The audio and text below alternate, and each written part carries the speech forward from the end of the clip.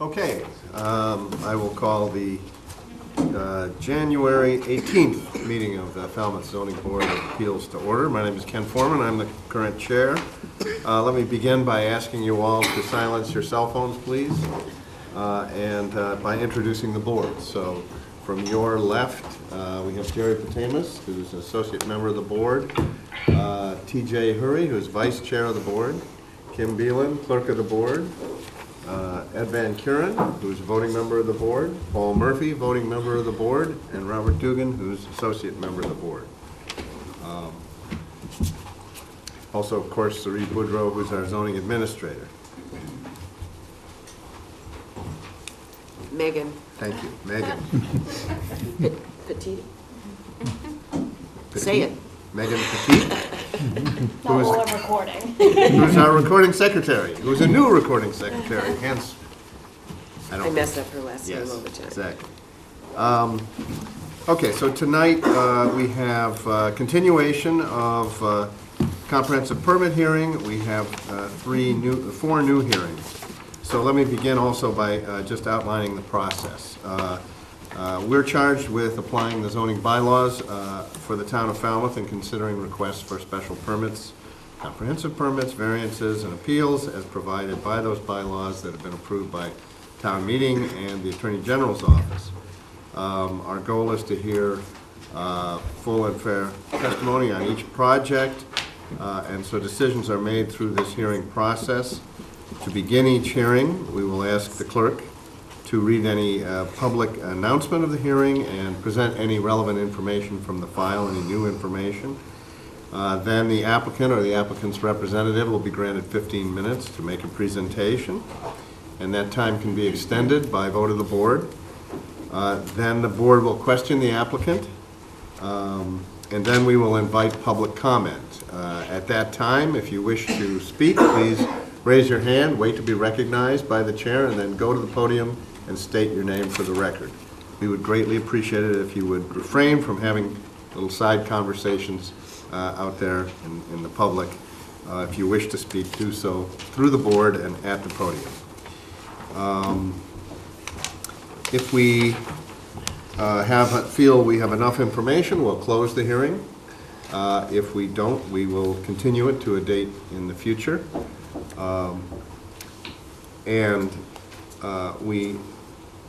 If we close the hearing, we may then have board discussion and take a vote. Vote for comprehensive permit is a simple majority. Vote for special permits and variances are a supermajority, 4-to-1 vote is required to approve. So with that, let's begin with this comprehensive permit, Helmut Circle, LLC, 090-17, and Kim, I don't know if there's anything for you to... There was substantial information submitted. You asked for a consultant to review the drainage and stormwater. I did do a request for quote. I sent it out to 4 people, 3, or only 2 answered me, so I asked Cape and Islands Engineering. Ro Lazardi Rivera is present. He went in with his head down. He did submit everything to the file. I did send it to the board. We also have a response from DePreet Engineering on that, and a response from Town Engineering on the response. And there's been a couple more letters submitted by abutters. There's one 3 in opposition, I believe, 1 in support that came from not an abutter, but somebody who's very familiar with affordable housing. And I think that's it. Okay. Okay, is there, so, I don't know, does the applicant have some additional Do you want to, information excuse present? me, I just thought maybe you might want to do the consultant first, since that was the first thing on the Sure. list, and then Mr. Lilly or his team can respond to that, get that out Sounds- of the way. Like an excellent idea, sir. Well, thank you, Mr. Chair. So we'll ask the consultant to speak. This is-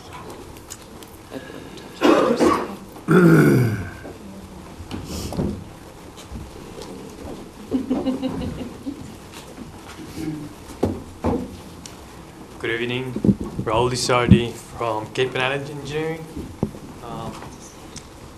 We were consulted to review the drainage design for the proposed project. In general, the design is adequate. There was a few things that should be coordinated between different sets of plans. The information is depicted in several plans, in addition to several documents. And in some of the documents, the information is not coordinated. But overall, the drainage, as designed, is pretty adequate.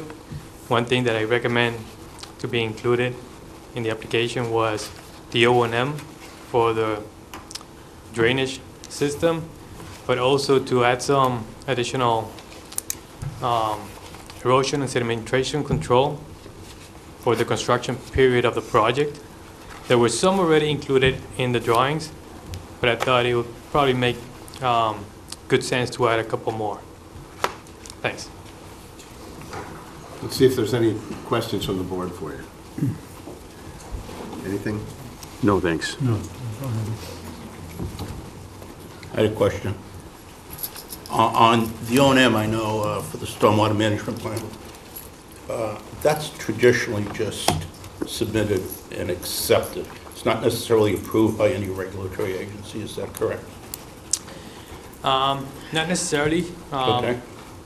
I believe this project went through Conservation Commission, and if the stormwater management standard was covered under the notice of intent, then an O&M is also covered under a notice of intent. And I guess my question is, who, if anybody, actually approves the stormwater management plan? How often do they have to be cleaned? How often do they have to be checked? Excuse me, Things like that. Jerry. That is something that the board conditions, and it is put into the master deed and the association documents. But I don't know what the response is, if we should say every 5 years, every year. From my experience, they were, stormwater management plans were very rarely followed in the early years of LID, and it's something that, if it's not very specific, can be easily neglected in the future years, that's all. Right, so I can give a general answer. So the O&M will typically say a particular component of the system gets inspected, say at least 4 times a year, at every season, or after every major storm event, depending on if the storm event was an inch or more. But that's like a general scope. And it depends on the component. If it's a surface basin, there's certain procedures to maintain it. If it's a subsurface system, there's other procedures. But yeah, it's usually depending on the component. You set aside a frequency, and yeah, it's up to whoever's going to be maintaining it to actually keep up to it. And like you mentioned, sometimes it's not, other times it is. Thank you. So I had one as well, and I can't remember if it was in your recommendations, consultant recommendations, or the town, but somewhere I saw a suggestion that there be easements formally granted for access to the stormwater elements when you had to go over private Right, lots to do so. so in my recommendation, I didn't specifically ask for easements.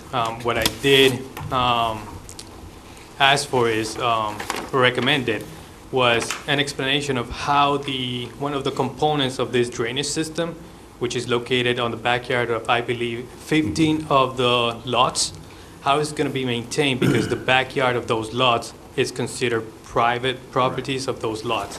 So how that portion of the drainage system is going to be maintained, where they have to access the private backyards of those 15 lots. Okay, good. Follow up? Yep. In your experience, would you say that's something that could be incorporated into the conditions of the condominium association rules and regs? Or do they have to get a formal easement to maintain it? I would think the former, that if it's spelled out, the association has the right to enter onto private property for maintaining the swales in accordance with. Legality, I'm not really sure which way to handle it. Okay. Professionally, I just want it to be maintained. Okay. Good. Okay. Thank you. If there's any more questions right now, stay tuned. Let's see if the applicant can address this as well as the other issues that were brought up. Sure. Again, my name is Randy Lilly. I'm with the Aspen Group and the developer. Got a little PowerPoint presentation here just on some of the things that we addressed as a result of the last meeting. People mentioned our engineering firm is here. Talked to me. We also have a traffic engineer here because there were some traffic issues that came up. And Colleen is here to address any questions that anybody may have. And Peter Freeman, our attorney, is not here, but his associate Kevin Smith is here today. So just in terms of, the information that was addressed as a result of the last meeting, that Peter Freeman had sent in a letter. So one of the questions was, where is the nearest recreational facility? And it's the Gus Candy Community Center, which is about 1,500 feet away. This is right there. Our project is right there. So this is the same project that was proposed before. There's 28 lots. It's a combination primarily of capes and salt boxes. House is 1,700 square feet, 3-bedroom, 2.5 bath, except for the 3 ranches, which is 2 bath. The average lot size is about 6,300 feet. Most of the lots are between 4,000 and 5,000 square feet.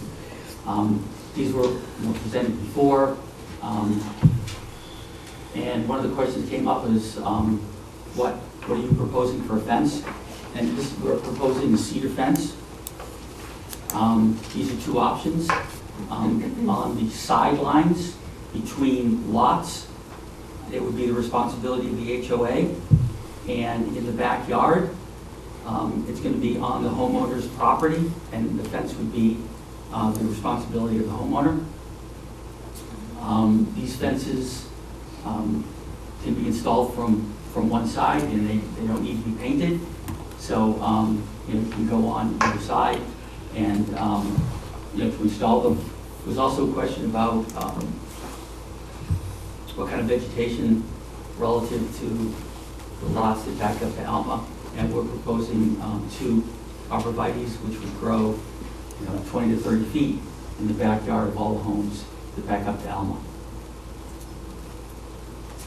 This is just a rendering of the Cape. As we said before, it's kind of a Cape Cod Village style, and the 2 primary types of homes are a Cape, which is here, and the salt box, which are here.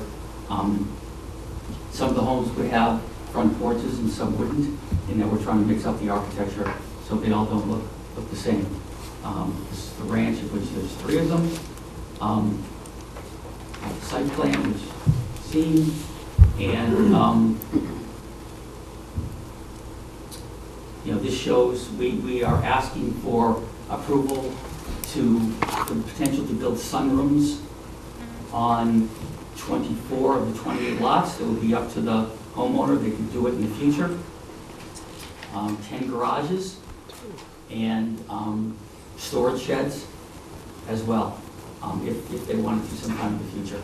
And this depicts, clearly the different, that's a storage shed, that's a garage, that's a sunroom, and that's pretty much it. We depicted in our correspondence which were the affordable lots. It's not our final decision. Obviously we've given some recommendations, but the town and Mass Housing also has a say in the whole thing. So that's pretty much it. I don't know if anybody has any questions before I bring up the engineer. So you say you have made at least a preliminary designation of which are affordable? Yes. Can you point out which ones those would be? We sent that in as part of the correspondence. And let me just make sure I don't mess it up. I'll get it in front of me.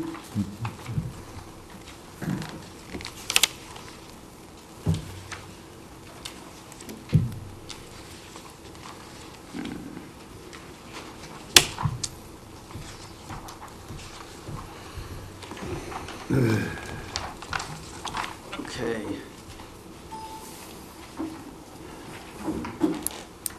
I want to make this bigger. Then, Is this what we have here? go back to what's important.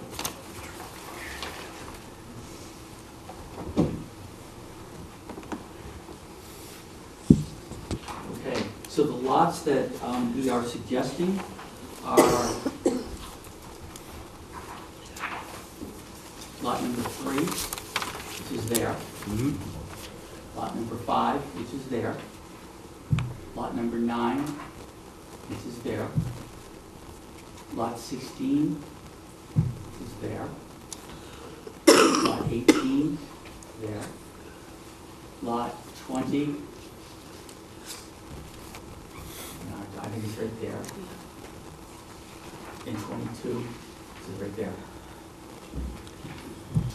So those are all either capes or salt boxes, is Yes. that correct? Yeah, we're giving people, you know, Is there, choices. I'm just, you have these ranches too, I'm just wondering. Yeah, there's only 3 ranches there, 1, 2, 3. The rest are either gonna be capes or salt, they're the same size, and so people can choose whether they like a cape or a salt box. Okay, I just was wondering if we weren't gonna distribute among, the affordables among all the different varieties of house. Well, those are the only 2. It's a cape.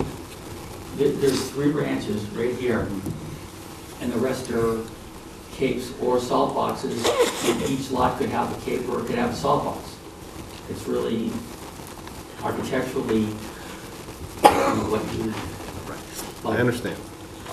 Jerry, did you- I had a question. Again, it's been my experience, having talked to other people in other condominiums, that having the fence maintained by the association is the best way to have the fences maintained, in case you might have one owner that keeps it up. Someone else may say, well, I don't want that. You'd be surprised what people can come up with. So I would ask you to seriously consider having the fences maintained by the homeowners association. Well, I mean, what we're proposing right now is all of the, go forward here. please, So- use the mic if you can, so that the Okay, TV sorry. picks you up. So You can take what it we're out of- proposing is these side lots, which are right on the property line, Yeah. those would be maintained by the HOA, the homeowners association. This back fence would be 100% on the homeowner's property. And I'm suggesting it's on their property and, I'm suggesting, and respectfully, that be maintained by the homeowners association to ensure the neighbors' uniformity to the neighbors on Alma Street. And I think maintaining it uniformly. And I think the other issue could be, I think the engineering report. Jerry, But- we should confine this to questions. So if you have a Okay. question. Okay, that's the question. okay. Okay, well, the other question would be, are you're planting vegetation in the backyards along the fence? That could interfere with the swale. No, it won't, there will be no vegetation in the swale. I mean, that's going to disturb the drainage and how it flows and, So they'll be further back from the fence line then? Because the swale's close to the fence line, so to put the trees in, you'd have to put it further, closer to the houses. yes. Okay. Yeah, absolutely. Any other? Yeah, just a question while you have that plan up there. You mentioned you're going to be adding 2 arborvitaes per lot in back. For the homes that face Alma.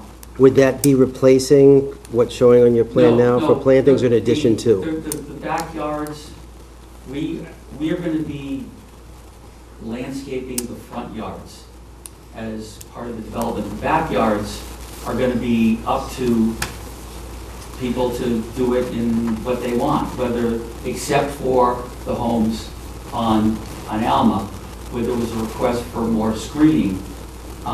Otherwise, people, they can put in a patio, they could put in a small shrubs, they could put in, So on the representation you have on the screen, is that just a suggested Yes, landscaping? Because it's specifically showing a large flowering tree? yes, that's just small flower. conceptual, yes. So right now, there would be no planned trees except for 2 arborvitae Off Elm. off Alma? In the backyard, the homeowners can landscape it the way they want. We're gonna fence it in, except for on Alma, they can landscape it the way they want. However, the homes that back up to Alma, we're gonna plant 2 arborvitaes. So when you show a representation of something like it's on the screen on the Alma Road properties, is it possible for us to see something like that with just the 2 arborvitae and actually what is going to be placed in the backyard?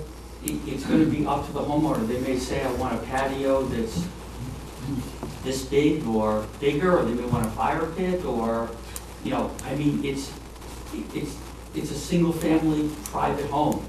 And in a single-family private home, people landscape it the way they want. No, I understand that. I'm just saying what you're representing on the screen, which is what we look at to go by. Yep.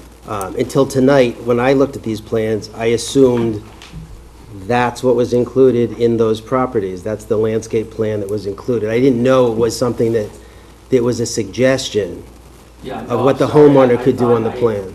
I had said that last time, but maybe I did not. So, but in the backyard, people are gonna landscape it the way they, you know, it's their private backyard. Except for on Alma, we're suggesting 2 large arborvitae to further screen the homes. On the fence line, is that right on the lot line or just inside? They're Or just inside the lot line. that's all I have right now, Chris. I had a follow-up question. Oh, go ahead. Go ahead. Okay, so I think, I know you said your traffic engineers here and some other people, but I'll just kind of go through, I have a number of questions relating to the development as a whole, I guess. I guess to jump off of Bob's question regarding the arborvitae, how big do you propose those to be when planted? 6 feet roughly. And then 2 per backyard. Yep. Snow storage areas, did you address Yeah, that? You can, this area right here is where all the drainage flows, and right here. And, you know, the town, if they wanted to pile snow there, they would be free to do it. They're fairly large areas, and there's not gonna be any trees on them, just grass. Okay, so contrary to what's represented there, then it's the same. So that area won't have the trees. Yeah, this is, it's right here, there may be trees Right. up against the fence line. There would not be trees right here. Okay. Play area, was any thought, again, I know that was a question we had at the last. Yeah, there is the Dust Candy thing is, you know, the 5-minute walk. It's an incredible facility. Okay, so nothing. I'm just gonna follow up on some questions, right? Okay. If you had, I mean, Yeah, no, that I guess we asked just for some of these to be followed up on. yeah. So you provided this plan, the affordable lots exhibits, and it shows 10 garages and I think undesignated lots. Are those lots where you intend to have the garages? If the homeowner wants the garage, they may say, I don't want a garage. So I then want you it. wouldn't have a garage on a different lot? That's correct. Okay, so if there are garages, it's only on these lots? Yes, So then an affordable homeowner could not have a garage? that's correct. Okay, so no garages on affordable property. Okay. Guest parking, any addition for that or no changes? Okay. I mean, this road is the standard size road in town, and it's actually wider than Alma Road. But you're putting more properties on a smaller parcel size. Yeah, So, here. let me see, fence material you touched on. Any further update on rental limitations or anything like that?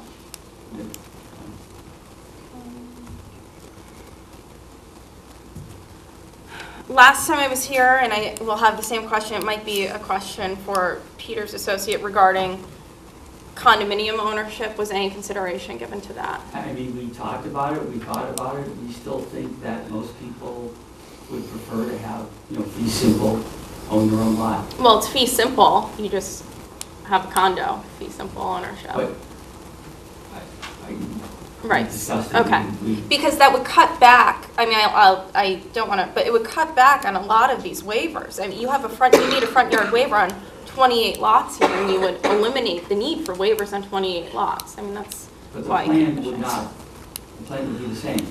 I understand that, but from our zoning perspective, we're giving, you want waivers on 28 lots for practically every dimensional nonconformity, and it would make it more consistent with zoning. So that's why I keep pushing that, or asking about that.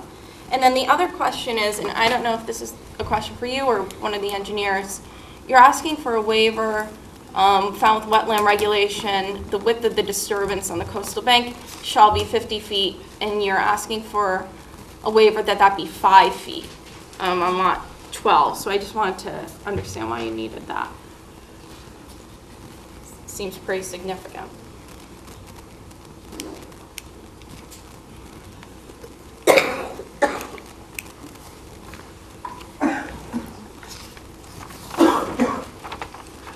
Can you repeat that question? Sure, I would just ask you to come up to the podium so that way people, if you're going to be answering it. So you're requesting a waiver from the Falmouth Wetlands Regulation, I can read 10.18, Section 5, Number 3, which provides the width of no disturbance shall be 50 feet along coastal banks, all other coastal banks. And here you're requesting the limit of disturbance to be 5 feet from the coastal bank. So I guess the siting, I don't know if that has to do with this, where the structures are proposed on lots 12, I suppose, and 13? Yeah, for the record, my name is Leonard Bradley. I'm a professional engineer with DePreta Engineering, registered in the Commonwealth of Mass, been practicing for nearly 30 years. I'll be honest with you, I have to look into that, but I'm looking at, if you look at lot 12, please.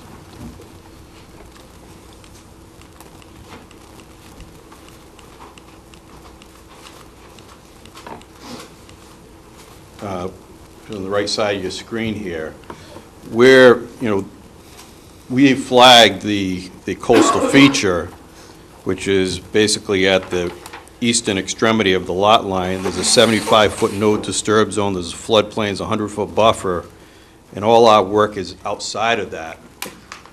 So I don't think we're indicating that we're going to be building 5 feet off of a coastal bank.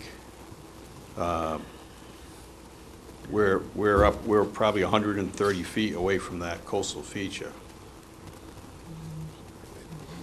So I may need to look into how that is written, because that,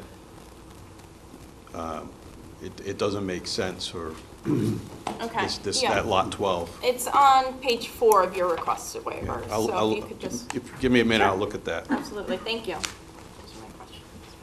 Okay. Anything else from the board? Yes.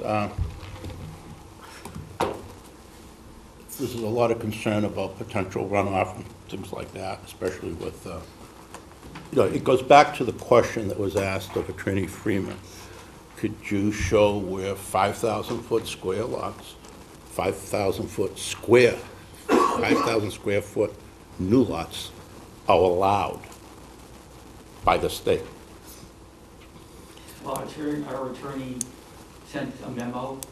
There is no requirement. I mean, in Nantucket, they have minimum lot sizes 3,750 square feet. Isn't that a historic district? No. So, okay, I mean, so I mean, that's not the only town. There are several. so your testimony is that 5,000 square foot lots are allowed by the state. Another way to put it would be to lessen the density, to get up to 5,000 square foot. There's 19 less than 4,000. Take 1/5 of that and take 4 houses out. Therefore, those small lots that are 4,000, 3,000 could come up to 5,000 square foot. You're eliminating 5 units Yeah. by going up to 5,000 square feet. No, I think you eliminate a lot more than that. Most of the lots are between 4 and 5,000 square feet. There's 19 of them. Okay. So if there are 19 of them, you take 1/5 of the 19. Well, do the math, I think we may be, We can't do the There calculation. is no minimum lot size. that's your testimony, Yes, okay. that's my testimony. There was one other issue that came up during the meeting. That was the proximity of the road that connects to Alma to the abutting lot, rather than have it run. And I realize that might cause you to have to lose Yeah, this is our- the house on lot 14, but Well, it's not, this is the detention basin for more than half the property. So we need to size this so it's gonna work. And, you know, the engineer from, you know, that just testified earlier said that our drainage, we retain 100% of the drainage on this site. And this is one of the drainage basins. And this is the other one right here. So in order to, you know, this road needs to be here in order to size this properly. Could that be reversed so that the road is to the left and the drainage basin is to the right? And then you're running into that same issue. Well, I mean, we have a traffic person here. They think that the best place for this access is right here. It's right here where we've shown it. And it works for drainage and it works for traffic. My biggest concern about that exit on that side is coming from the Lucerne end, not from the Elmer Road end. No, I understand. When you drive by in a car, because of the house across the street and the hillside and the sloping, you don't get clear line sight coming around that corner where that roadway is going to be. It's also directly across from the driveway across the street. So it would seem that it would work better for traffic flow if that roadway could be positioned to the left. Here's a traffic engineer. Sure. My name is Colleen Medeiros with McMahon Associates. I'm a registered professional engineer in the Commonwealth of Massachusetts. And I did visit the site. The concerns were brought up from the last hearing about that site distance. We did in our traffic memo, the original one, we did measure the site distance for this proposed location. An adequate site distance was met in both directions for this proposed location based on a speed of 25 miles per hour, which is pretty conservative coming around a corner on a residential road. But we did go back out and we looked at shifting, so if it was more of a center, and then also, like you said, if you just switched the, What was the site distance from the Lucerne side versus the Elmer Road? so the minimum required by the AASHTO federal standards is 155 feet for 25 miles per hour in each direction. So we measured approximately 165 feet. And what happens, though, is it's a limiting factor with that horizontal curve. And you also have, on the inside of that curve of that property, there's a large tree as well that is preventing further sightline around the curve. So what happens if you do shift, 10 feet towards Worcester Court, you lose the 10 feet on the other end. It's, there really isn't a significant increase or, that you gain by shifting it. And there's not too much of a big drastic increase on that width of that lot. So if you shift it 10 to 20 feet, but you lose it when on the return, looking around the corner. So what was, I just want to know what the site distance was from the Lucerne Ave side. Do you have that now? 165 165 For from the this- Lucerne end? for this proposed location. Looking left, like if you're looking toward the left towards the water. And then I just had one question towards the engineer. When they were figuring out the drainage calculations and the runoffs, did they include the garages, the sheds, sunrooms? Yes, we did. All the impervious that could be built on the site, between the garages, the sheds, the patios, are included in the drainage, so very conservative design.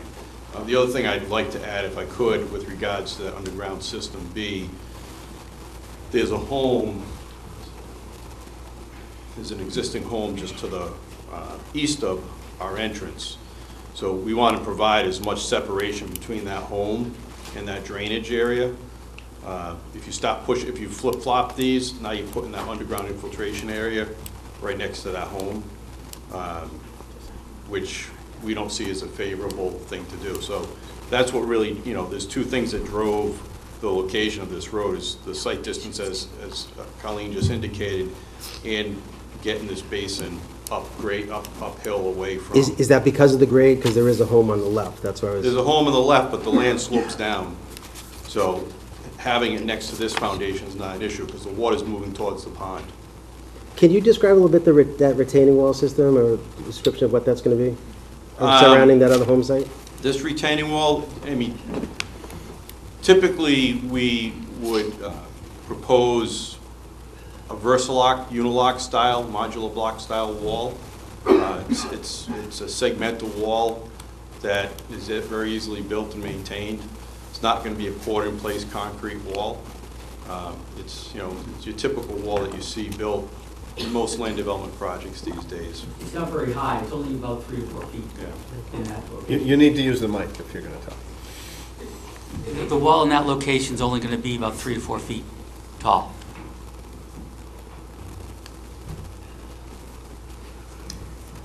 Okay. I got another question. Hold on. Okay, if you have a real question, Jerry, Excuse me? you have a question, All my questions are real, yeah. as opposed to a comment, that's what Well, I'm sometimes a leading comment is needed to explain the question. I think you had testified before that the roadway meets town standards, the proposed, it was my understanding that it didn't. I don't know whether it was width and sidewalk, or It meets the town construction standards, yes, does that mean width? yes. Okay, I'll have to check. I wasn't, okay, thank you. Yeah, it does. So it's your testimony, it meets it for sidewalk and roadway width? Travelway and sidewalk? We are asking for a waiver on the grass strip to be 2 feet, but the width of the sidewalk and the width of the roadway meets the town's standards, yes. That's clear. But not the layout. The geometry, yes. There's a waiver request for minimum right-of-way width required 44 feet, proposed 36 feet. Minimum center line radii required 150 feet, proposed 120 feet. Minimum reverse curve tangent line required 100 feet, proposed 0 feet. There's some other Yes. waivers as well. All geometry waivers. The cross-section of the road, the structural integrity of the road, the width of the pavement is going to be like any other town road. It's the geometry of the roadway, which when we look at for residential road, those radiuses are fine. Okay. Our reports, the town engineer comments were retained. They didn't change their view. If there's nothing more from the board, let's see if there's any more public comment. Is there anything more? Yeah, Elaine, could you say a few words? I have a couple of questions. Okay. TJ has a few questions. Okay. In reviewing the proposed designated affordable lots, it seemed that all 7 lots were under 4,300 feet, and 2 of them were actually under 4,000 feet. That would be lots 20 and 22. Are those the smallest proposed lots on the plan?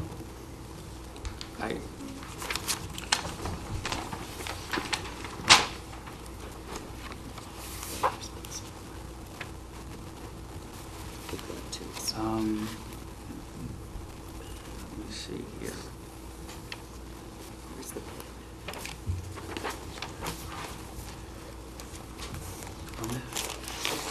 I mean, some of them are the smaller lots, yes. But they're not all the smallest lots, it's a mixture. What we tried to do is kind of not have them all in a row, but kind of every other and Right. I did notice that they were a bit checkerboard there. Was any consideration given to spacing them out a little bit more, possibly toward the direction toward Worcester Court, say lots 23 through 28, just spacing them out a bit? Yeah. How about lot 11? 23, I mean, I wouldn't rule it out. I mean, to be honest with you, I thought, actually, lot 23 has a garage. So that's why that's not an affordable one.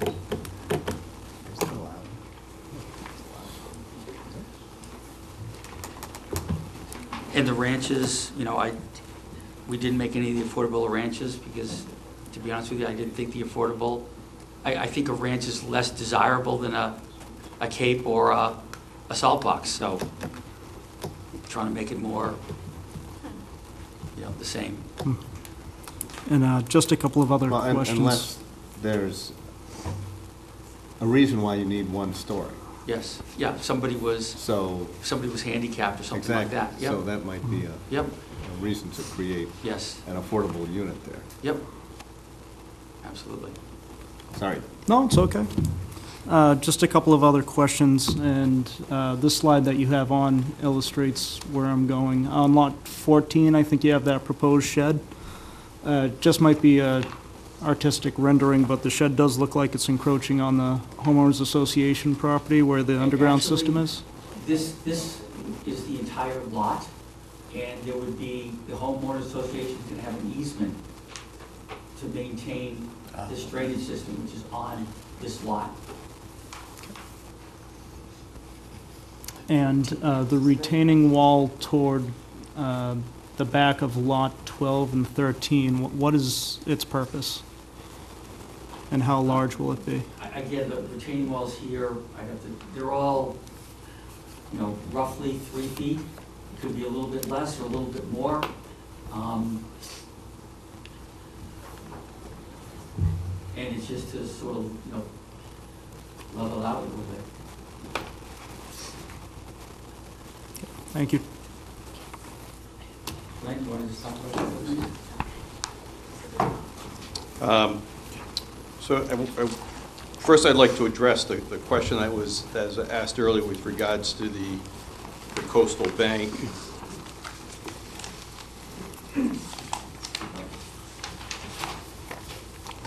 Our plan does indicate a coastal bank, which is, and it doesn't show up that clearly on this plan, but it's just off of this existing retaining wall, or proposed retaining wall. And what it is there's quite a bit of difference from the top of that bank. It's the top of the bank of the slope that runs down to the water.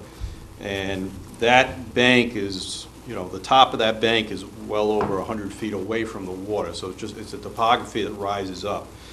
And I think out of an abundance of caution, we call that the top of bank, and we're asking for a 5-foot waiver from that as opposed to a 50, because, the wall's right off the top of it. So that's something that we would, when we go to the Concom, we would review in more detail with the Conservation Commission. They may not consider that the bank, the coastal bank.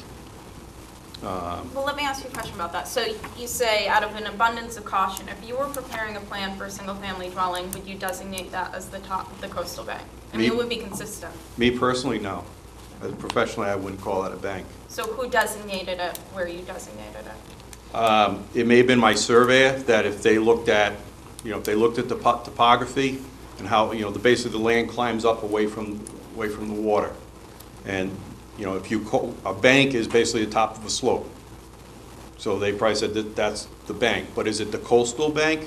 I need my wetland biologist to look at that, and basically Concom would have to agree with my findings, or our findings. So that's something we would look at closer with Conservation. Have you applied to Concom? It was my understanding that you have not applied. We have to not. Concom. We have the application ready. We'll be submitting next week. We wanted to wait until we got all the comments back from the town engineer and the town's consultant. So that will go in next week. Kim, who was, Yeah, I just was asking about that. Robert, did you have another question? No, a question was on Comcom, because back in October, they said they were filing within 2 to 3 weeks, but now Yeah. you're filing next week, so. Yeah, I mean, perfect plan, you know, we always like to try to file these applications at the same time, so we're going concurrently through the hearings. Sometimes things come up and we decide to strategically postpone one. In this case, we wanted to wait till we got all the consultant feedback. And so I'm not going to speak long. I just want to kind of give a synopsis of what we've done since the last hearing. So it was made mention to the fact that we did receive comments from Cape and Islands. Raul Rivera spoke and basically summarized his findings. We have submitted a response back to his comments, and we've also received comments yesterday from the town engineer.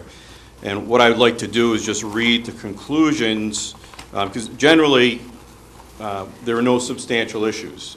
The issues that the town engineer and Cape and Islands Engineering is raising are really minor details that need to be corrected. But the engineering is adequate and depicts and proves that there's no issues with our design and with the plan. So what I'd like to do is just read the conclusion from the Cape and Islands findings. I'm not going to read the whole conclusion, just a few key sentences. So section 5 of the conclusion, first sentence states, the erosion and sediment control plan submitted is comprehensive and informative enough for a qualified and experienced contractor to properly implement on the ground. In our opinion, the plan is also applicable for the intended work. Continue on to the end of that paragraph. Adequate and acceptable erosion control, sedimentation erosion control measures are proposed for the development that are typical of similar projects. First sentence of the second paragraph. The stormwater management plan proposed by the applicant for this project has been found to be acceptable, found to be an acceptable design, and that generally exceeds the minimum regulatory standards and follows acceptable engineering construction practice. And the last sentence of the paragraph of this conclusion states the overall size of stormwater components and the siting of the system is adequate to manage stormwater runoff on the property. We believe that the applicant produced acceptable clarification and supporting information to justify or correct the discrepancies and address the recommendations. In our opinion, the stormwater system as proposed is appropriate to manage runoff for this development. So we went through Cape and Islands letter in detail. We don't have any issues with what they're suggesting. All of those issues are things that we agreed to correct. We received last night a letter from the zoning board, from the Scott Schulter, PE staff engineer. His letter kind of echoes same letter as Cape and Islands Engineering. And their conclusions or their closing bullet points are very similar, and I'll just read the last one. DePrete Engineering peer review response letter. We agree that although there appears to be a long list of comments, the majority are technical items that should be able to be addressed via minor revisions, additional notes, or additional information. So that letter was dated yesterday, January 17th. So, you know, in closing, my firm is designing a drainage system here that meets the town's and state stormwater regulations and intent. Your engineer has reviewed it and has the same findings. There are some minor issues that we have to take care of, which we agree to take care of. We don't take any issue with those. I'd be more than happy if there's any technical questions that the board has. I'd be more than happy to answer those.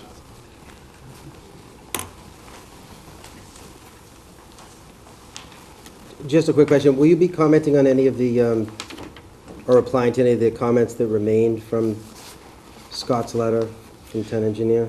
Yes, essentially what we will do is, just as we did on the January 3rd, we will put together a detailed response to comments letter that outlines how we were addressing each item. We'll update our plans and calculations and reports and resubmit those, and likely meet with Scott to just go through them point by point.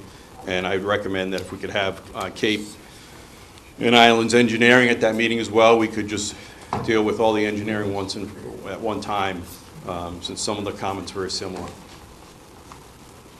Question? Okay, I'd like to give, we've heard a lot from the board. I'd like to give the public, we have about 10 minutes left. Well, I agree, but I think this is 6:30, important. So let me just give the public. I would like to ask a question as a member of the board. Take the, if there's anybody new first, Yes. and then you can get back to those that have already. Jerry, we'll given come back to you. Let's just see if there's I anybody. want to register. We'll come back to you, Jim. I'm registering an objection. That's 'Cause I- fine, you can register the objection. Was there someone out there who wants to say something new? Pat?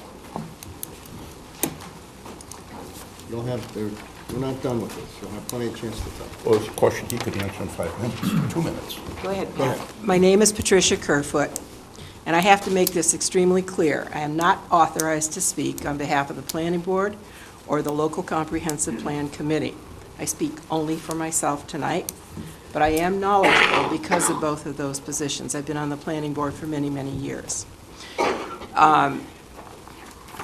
I speak in support of this project. It's a very dense project, but there are two supporting bases for the proposed development that should be considered. And I think I'm asking you to take this into consideration when you debate. The 2014 RKG Associates Housing Demand and Needs Analysis, authored by Judy Barrett, and Falmouth's 2016 Local Comprehensive Plan, in particular the housing element. Both remove emotion from the needs and remedies as much as possible. Excuse me.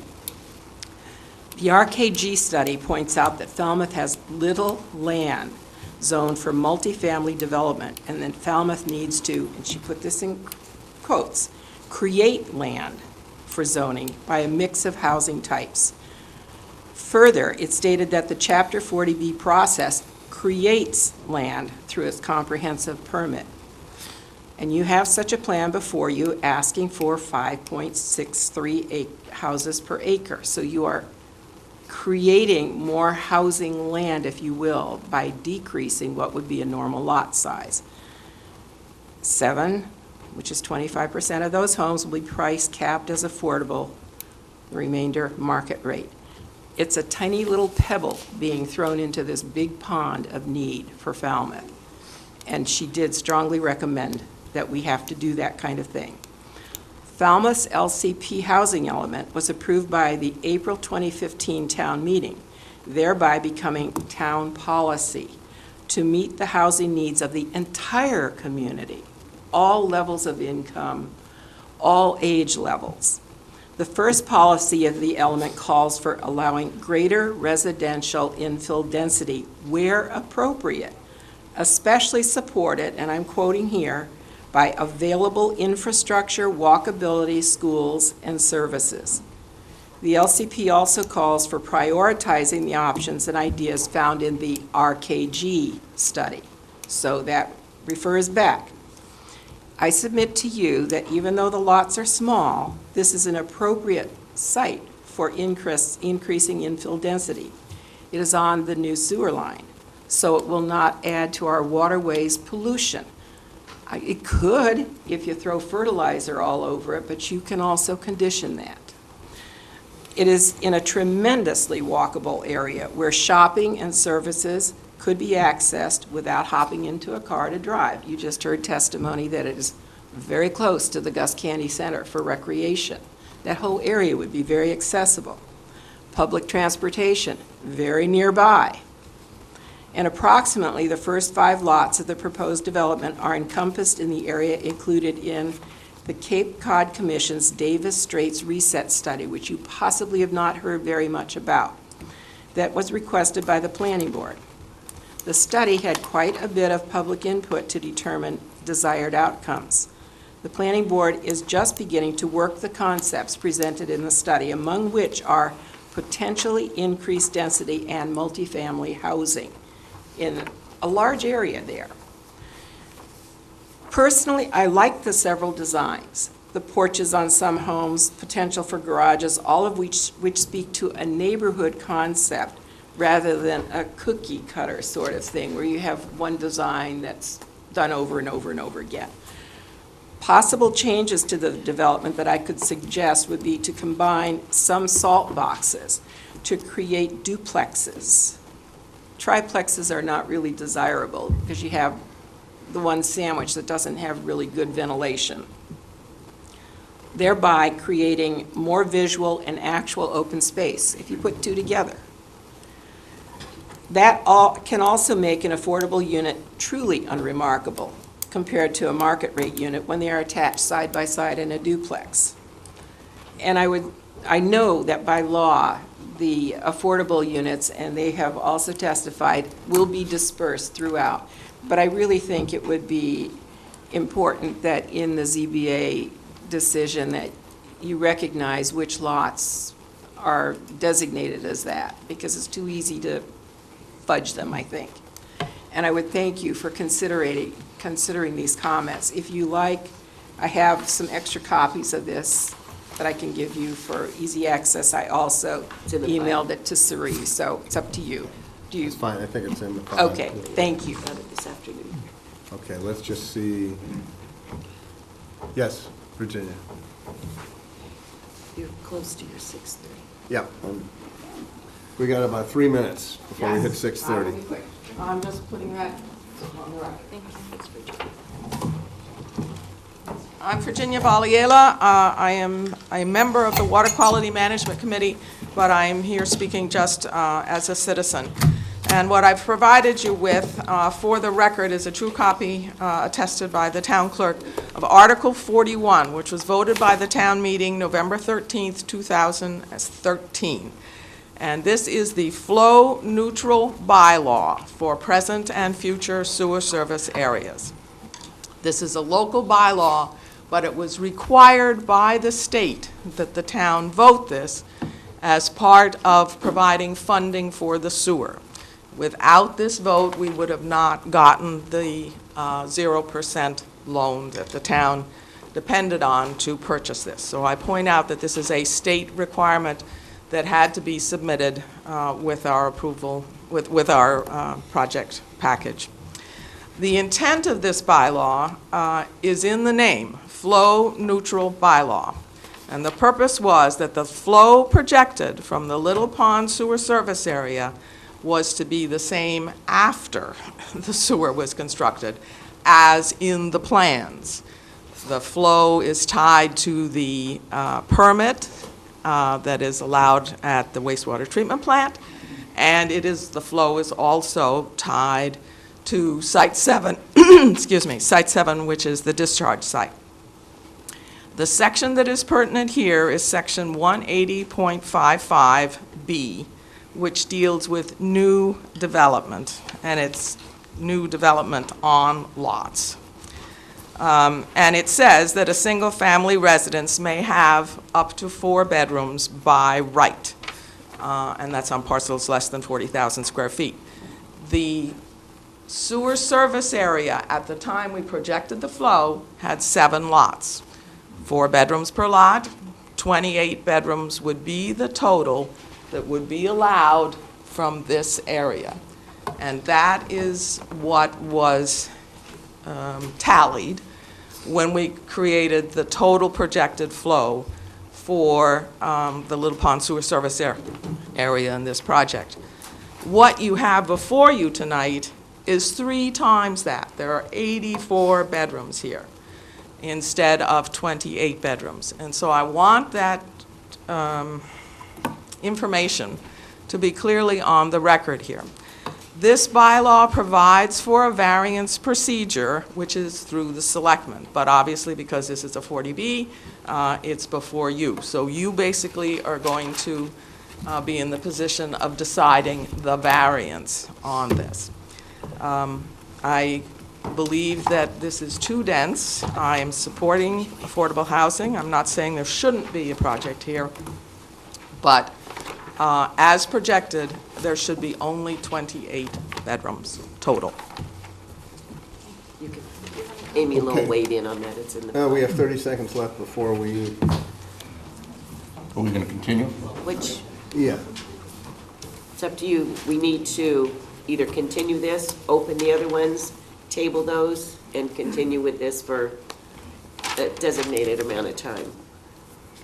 Because this is not the last hearing, right? Right, so I'm sure we all agree this is not the last time we're going to If we're going to discuss this continue it, I think, project. other than just maybe 15 more minutes. If we continue it, I'll withhold my comments until, let the public speak. It's My fresh in guess their would mind. be, even if we talk for another 15 minutes, we're going to still continue this. I don't think we have answers to everything yet. Right. Virginia just raised a really interesting point, which we need to explore in more detail. It's in the file from Amy Lowe. I think I we- think there's, the public is here now, and they've listened through a lot. It disjoints it to say, come back in 3 weeks or 2 weeks. That's fine, if you want to, I mean, I think we need to. It's a board decision, so I would recommend we allow only Time citizen sensitive. comment, no comment back or explanation from us as to what anybody said. All right, Right. Oh. procedurally, Sri, remind me, procedurally. procedurally, you need to, I'll move to continue this Continue hearing, this. 9017, so that we can open the other hearings and continue those, so just for 5 minutes. Okay. Okay. So at There's a motion. 6:35 here in town.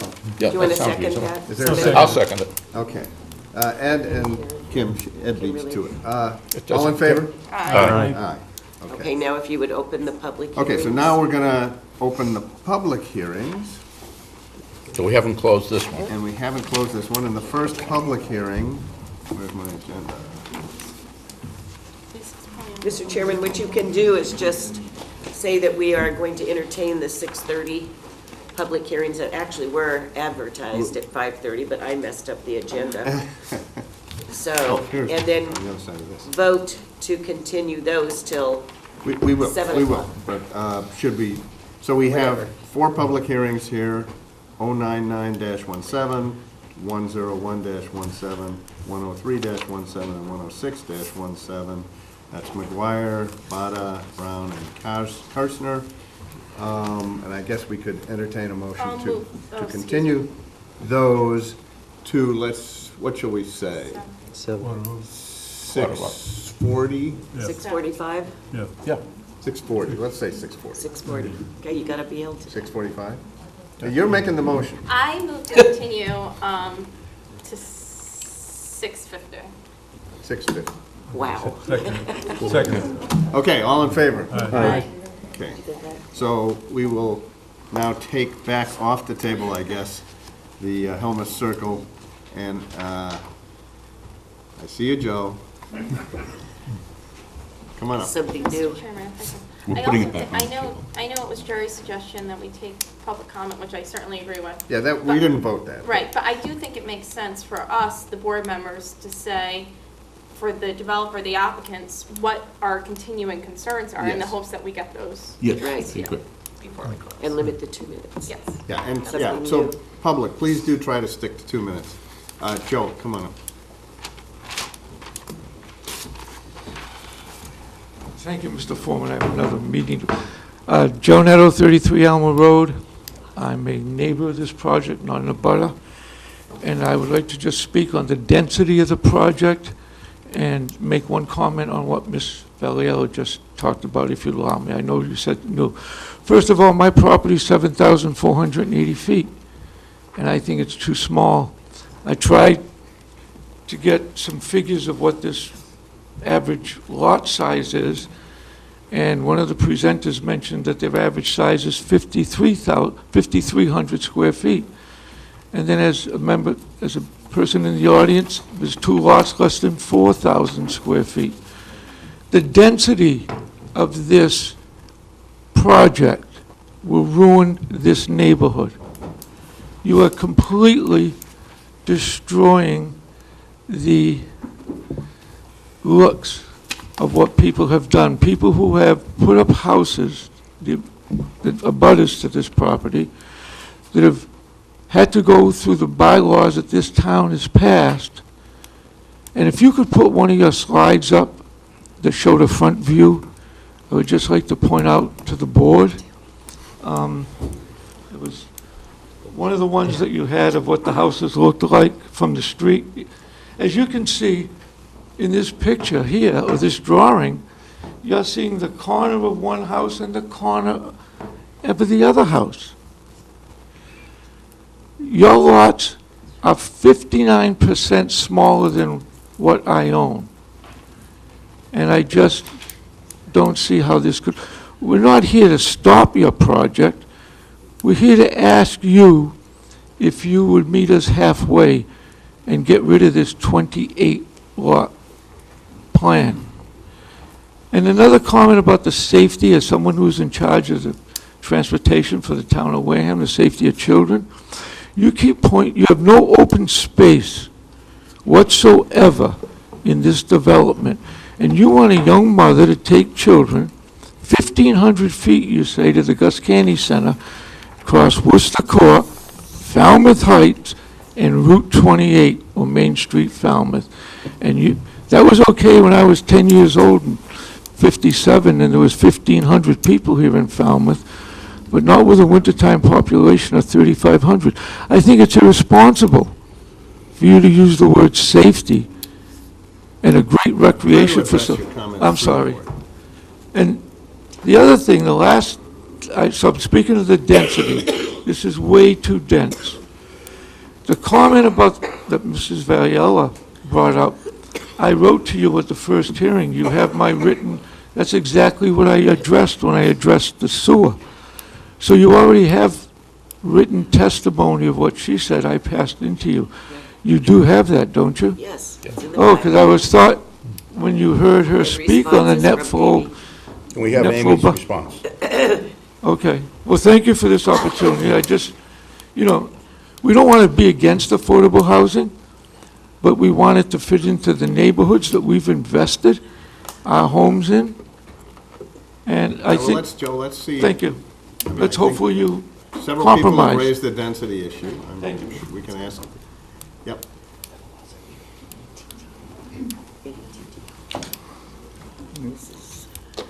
Again, please begin by stating who you are. I'm Howard Grosser. I'm president of the Falmouth Heights Mara Vista Neighborhood Association. While I will avoid repeating the concerns of our members and neighbors who have spoken tonight, spoken last hearing, written letters and emails to the board, please know that the FHMNA shares their concerns. During the course of their presentations, the project's developers, attorney, engineer have talked frequently about the neighborhood. They've spoken about lot sizes, percent lot coverages, about house designs, and about how well their project fits in with the character of the neighborhood. But none of them actually lives in the neighborhood, and to the extent that it will contribute to the conditions that you may place on the project, I'd like to speak about some of the less tangible aspects that contribute to what I know to be the character of the neighborhood. My neighbors and I are tremendously proud of our neighborhood. We are fiercely protective of it. We constantly advocate for it. We volunteer countless hours in a multitude of ways to keep it pristine and safe and inviting and welcoming and family-friendly. We very strongly believe that everyone should play by the rules. When it comes to planning board and design review committee and board of selectmen and especially zoning board hearings, we have a very high standard for that which constitutes compelling reason or extreme hardship or de minimis as it relates to waivers. As we all know, 7 individual lots in this location would likely receive no zoning waivers. Yet counterintuitively, 28 lots aren't even required to ask for waivers. As the developers well know, the neighborhood has been sewered. The development as currently designed would not even be possible without our sewer system, a system in which, unlike the rest of the neighborhood, the developers are not full stakeholders. More than 1,400 properties surrounding Little Pond Village have been assessed a sewer betterment of just over $13,000 each. The 28 proposed properties of Little Pond Village have been assessed a betterment that works out to be a little over $3,000 each. It is undeniably legal, but that doesn't make it right or fair. And I suggest that this fractional betterment associated with these 28 lots makes these 28 properties distinctly out of character with the rest of the neighborhood. Now, it may well be beyond the powers of this board to require it, so I suggest that to demonstrate their goodwill and to elevate their commitment to the neighborhood to be more than just lip service, the developers voluntarily contribute their fair share of the sewer betterment. That would be an additional 21 SEUs or $273,000. And I suggest this be contributed to the Board of Selectmen, which in the name of fairness would use it to evenly distribute to first the 700 or so neighbors who have incurred the extra sewer hookup costs associated with the installation of grinder pumps, with likely enough remaining to defray the costs associated or incurred by the other 700 or so gravity sewer connections as well. Thank you.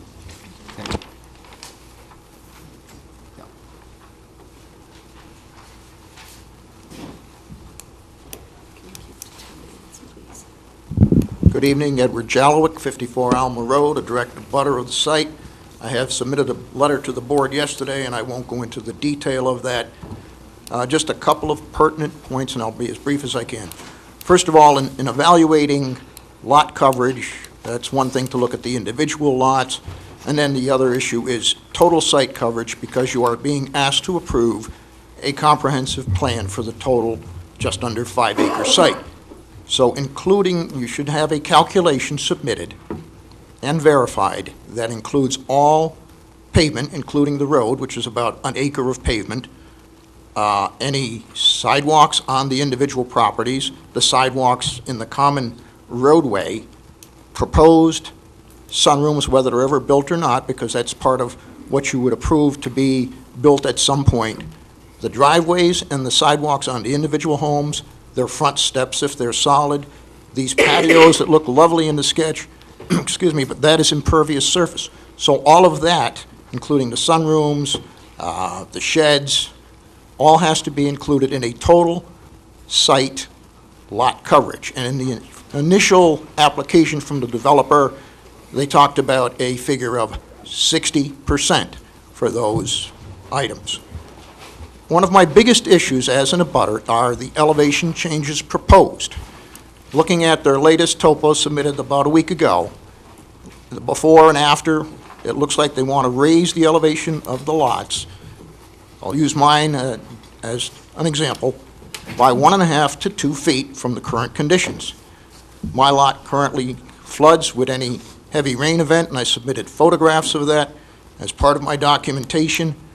Looking at their sketches of the proposed trench behind the properties, they intend to take, if this is the house they build, a 2% pitch towards my land. That is against town bylaws. You cannot regrade your property to direct runoff to an abutter. You can't do that on the backside either to the town wetlands, and that'll be addressed, I'm sure, by Concom. But they are proposing a 2% pitch from that house across the lot to a stone trench, 2 foot wide, undetermined, undefined depth, and then a steeper pitch down to my existing grade.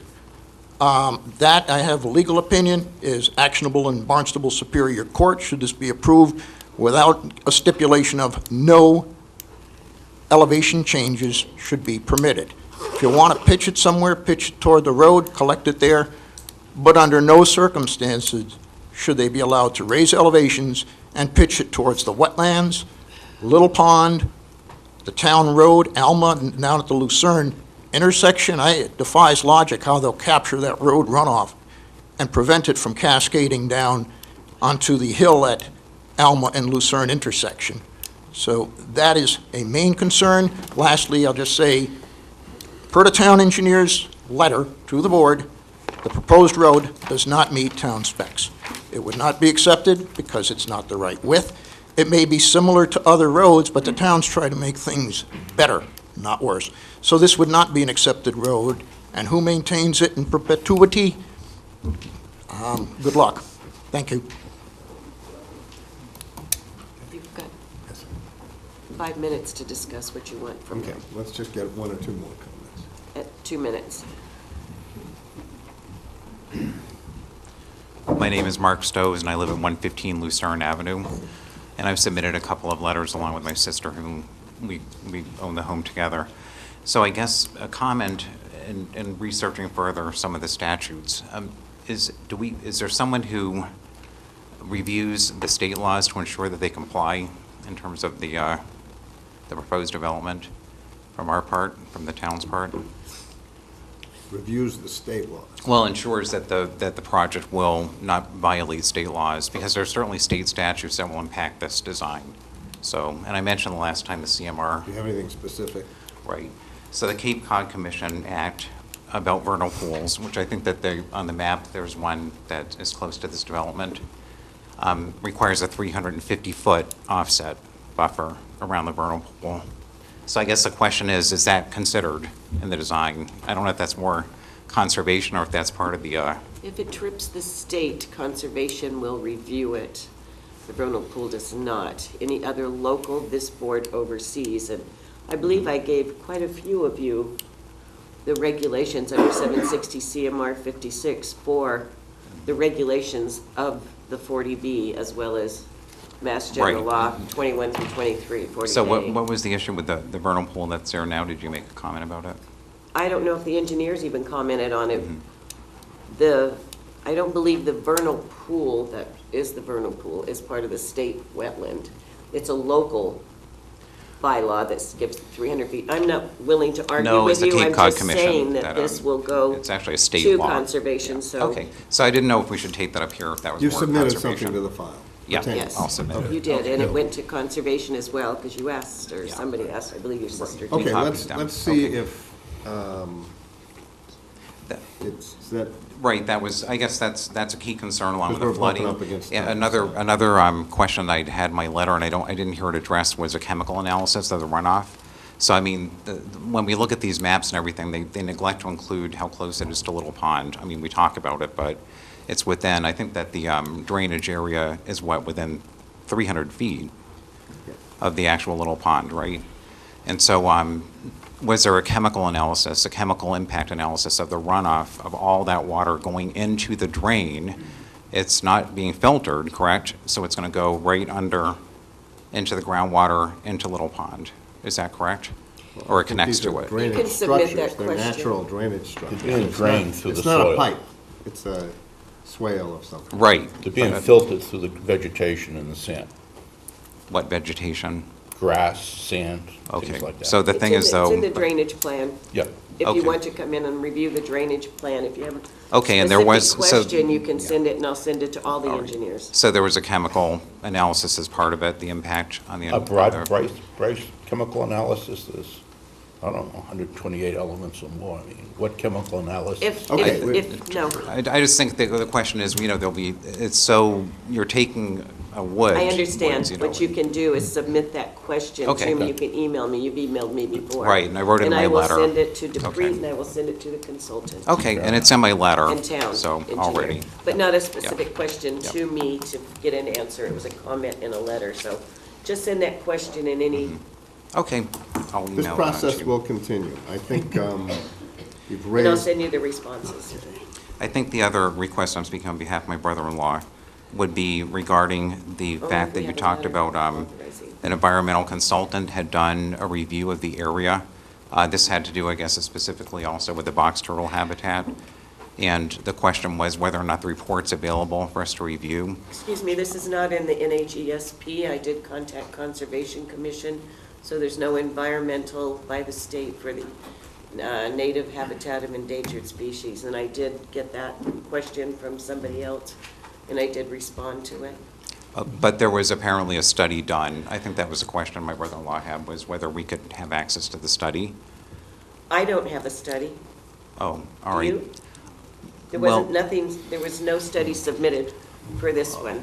Okay, you mentioned, the developer, can't look at him, mentioned in the last meeting that they had done a study. They'd hired an environmental engineer to study the area, and that there was a report done. So we rewatched the video 3 times. So can we get a Is copy? it on there? Was it submitted? I don't remember an environmental study. Yeah. So what was it called, Bob? A Phase 1 study of the site. We're at time. Yeah, we're Okay, at time. I'm sorry. I mean, You don't know where we wanted to- so, I mean, We'll ask the engineers for it, okay? yeah. there The was sense one we guy. get is it's been submitted to the file. If we have it. Okay, we can Obviously, get it's a it. public document. All right, good. I will ask for another copy if you do have one. Okay, it would go to Concom? I would like a Okay, copy. so I just want to say this, we're not done with this. We have, in fact, I asked before we started, we have until May 19th to render a decision on this, so we will continue. I was suggesting February 8th. However, they haven't even applied to conservation yet. Right.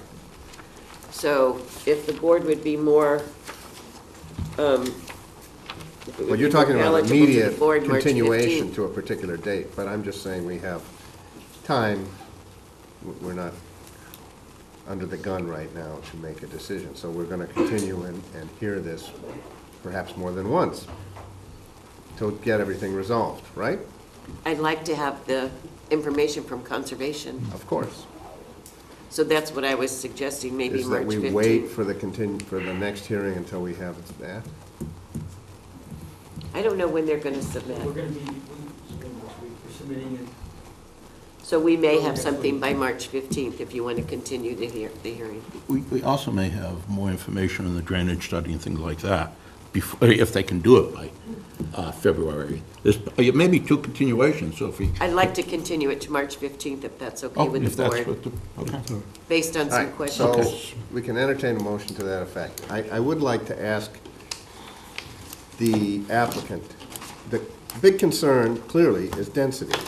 And so I would ask you to consider whether there might be a way to reduce the density and come to the next hearing prepared to talk about that. But And answer or respond to the in questions. particular, the bedroom issue and the flow issue. Because I haven't seen them. I will submit something for the board to consider on the flow issue. What?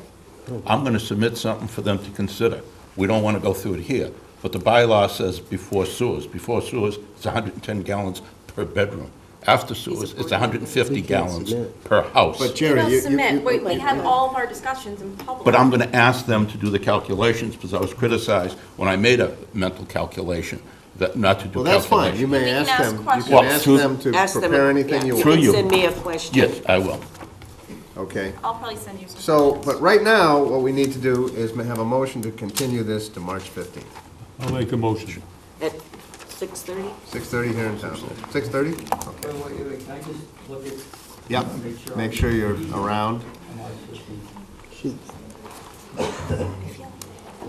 Either that or March 29th, whichever one is more I convenient. would wish guess the- that you might be safer on March 29th if you're talking about a CONSCOM decision. Well, it's up to you. I'm Recommendation. throwing out that date because I don't have anything scheduled on March 29th. March 15th. Would work. How about March 29th? I'm not going to be here March 29th. Okay, so 15th. Ed, were you making that motion? Yes. So March 15th here in Town Hall, is there a second? I'll second. Okay. All in favor? Aye. Okay.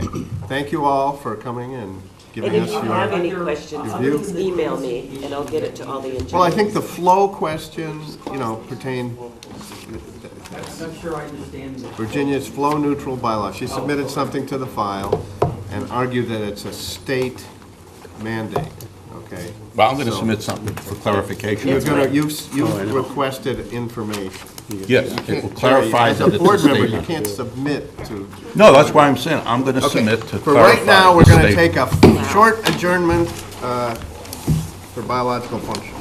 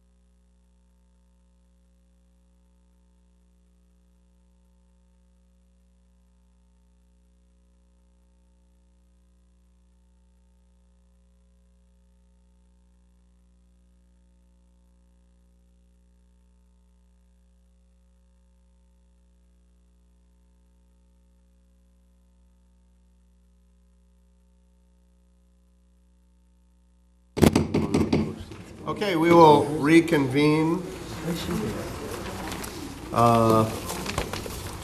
January 18th meeting of the Falmouth Zoning Board of Appeals, and the first hearing we're taking up here is 099-17 McGuire, 38 Worcester Court. Special permit to construct a detached garage with habitable space on the second floor. Kim, do you have an announcement?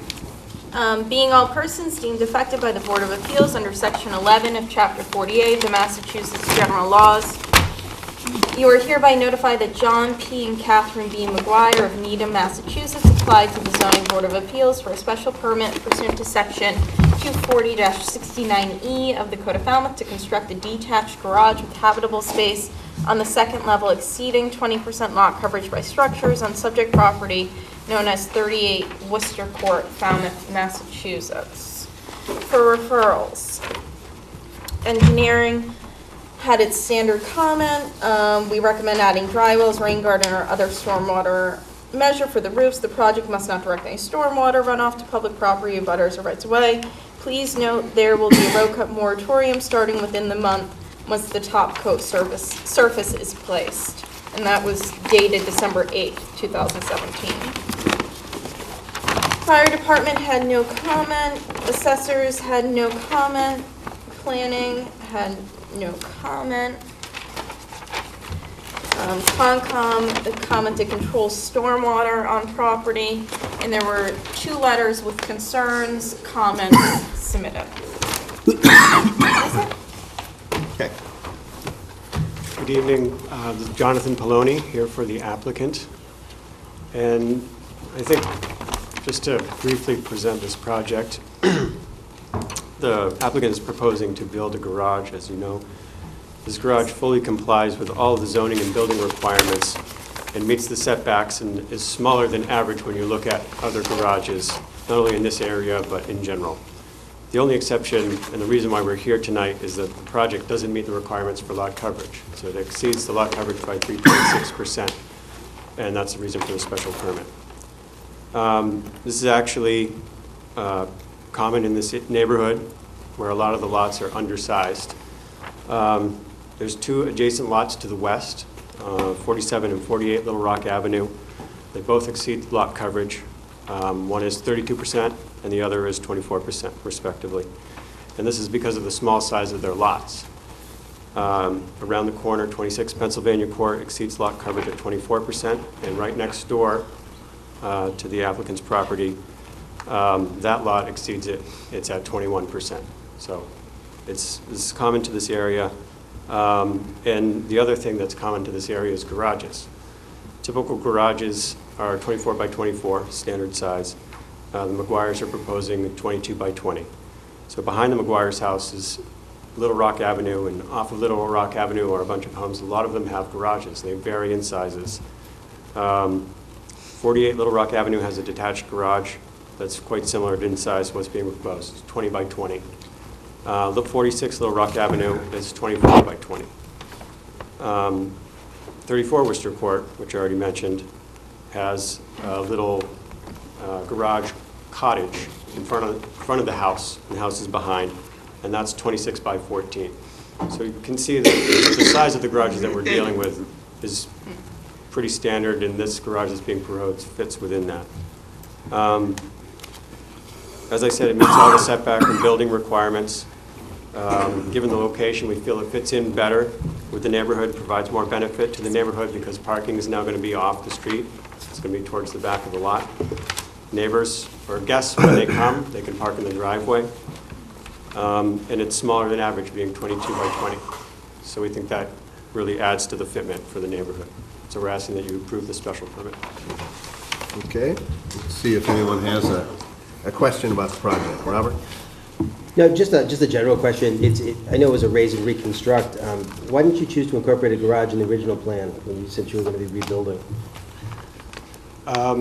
The original plan for the house was to expand the original house. And I think just to streamline the process, we got the permit for doing the house.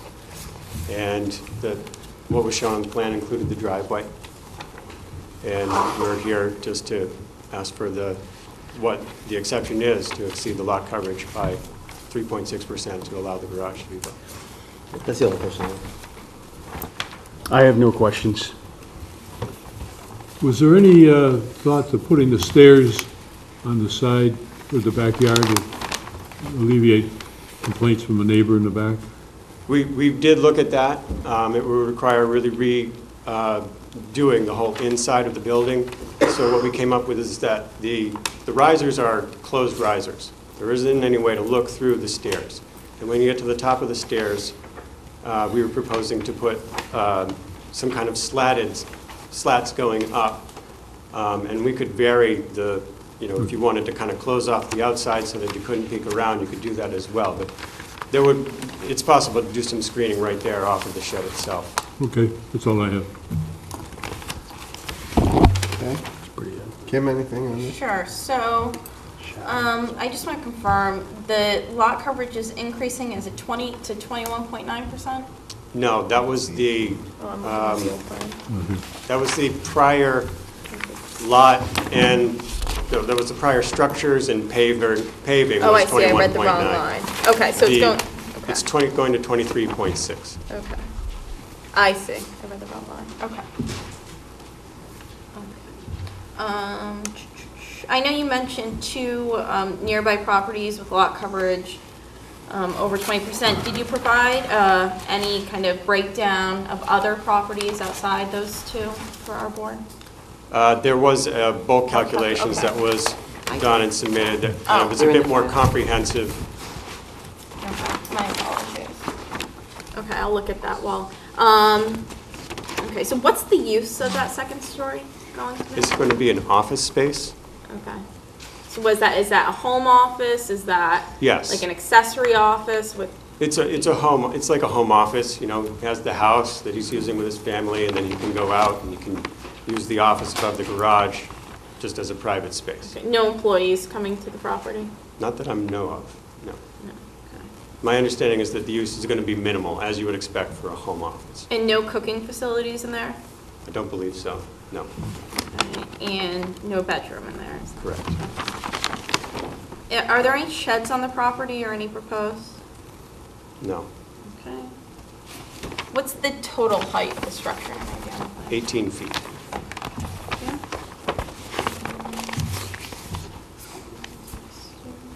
And then the only way to get up to the second story is via the exterior stairs, right? Correct. Okay.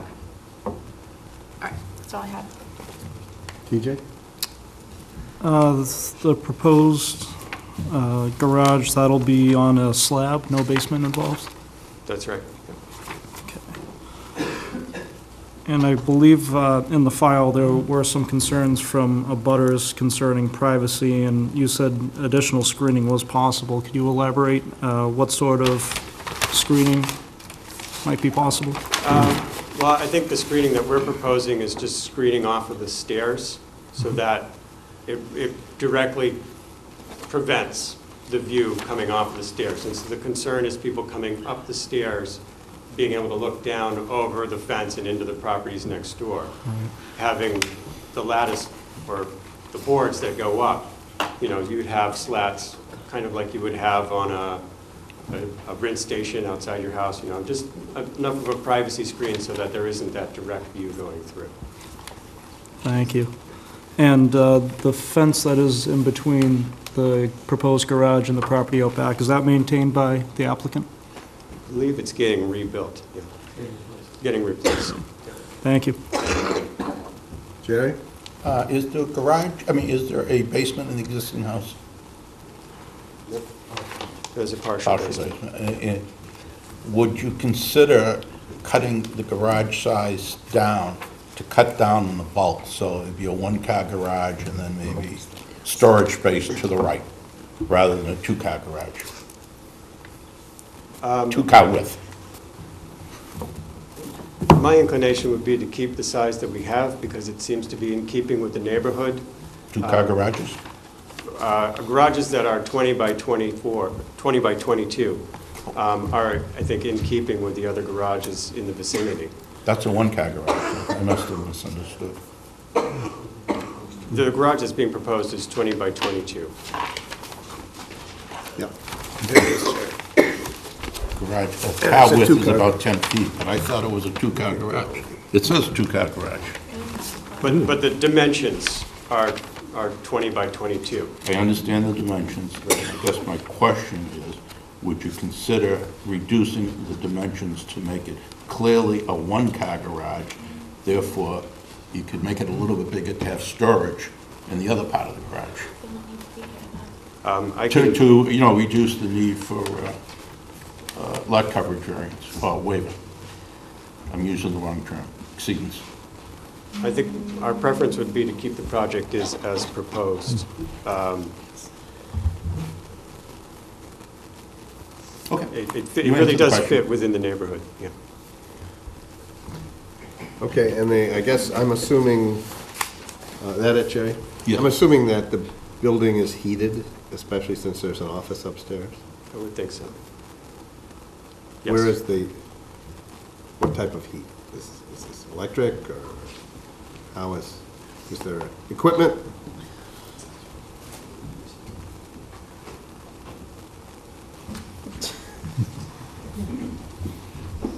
Don Devaney, I'm the builder. It's probably going to be a mini split.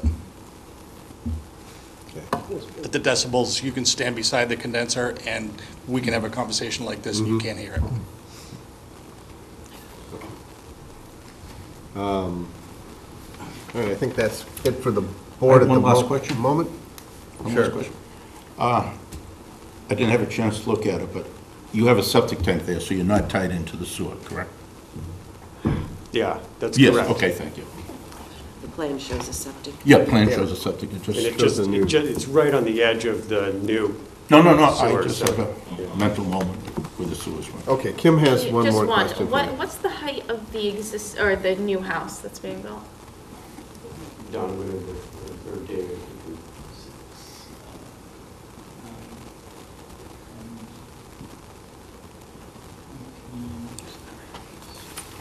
I don't think there's an elevation of the house. No, there isn't. 24 to 26. 26 to 28. Okay, I think it looks higher, but it looks pretty, yeah, it does look pretty high. Okay, thank you. Okay, there are questions or comments from the public? Anyone here in the public wanting to speak? State opposition. And let us know if you're in favor or opposed to the project. Mr. Chairman, thank you. Members, thank you. My name is Michael Coyne. I'm one of the two abutters at 48 Little Rock Avenue, directly behind the project. We are in opposition to the present plan as it stands, my wife and I. The building itself is a lovely 4-bedroom building with an upstairs office according to the plan. That's the original building as built.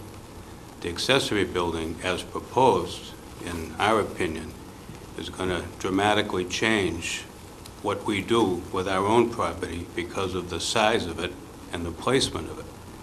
Our concerns are that if the building could be considered to be moved forward and/or made smaller on square footage, and if there was any way that exterior exposed stairway could be moved to another side of the building, should you approve their permit, it would ease a lot of height. I'm not trying to be dramatic, but when you come out of our front door into that backyard area that will face this building, it gives my thought process a little bit of appearance of the Green Monster. And I'm not trying to be smart or snide when I say that. It's just a very overbuilt lot at this point in time, and it will dramatically affect our property as well as the neighborhood property. And having lived in the Heights for over 50 years, I'm not aware of too many two-car garages that presently exist in that area. Granted, the whole neighborhood is changing, and that's for the better. But there are still cottages in that area, one of which we own, that we're very much concerned about.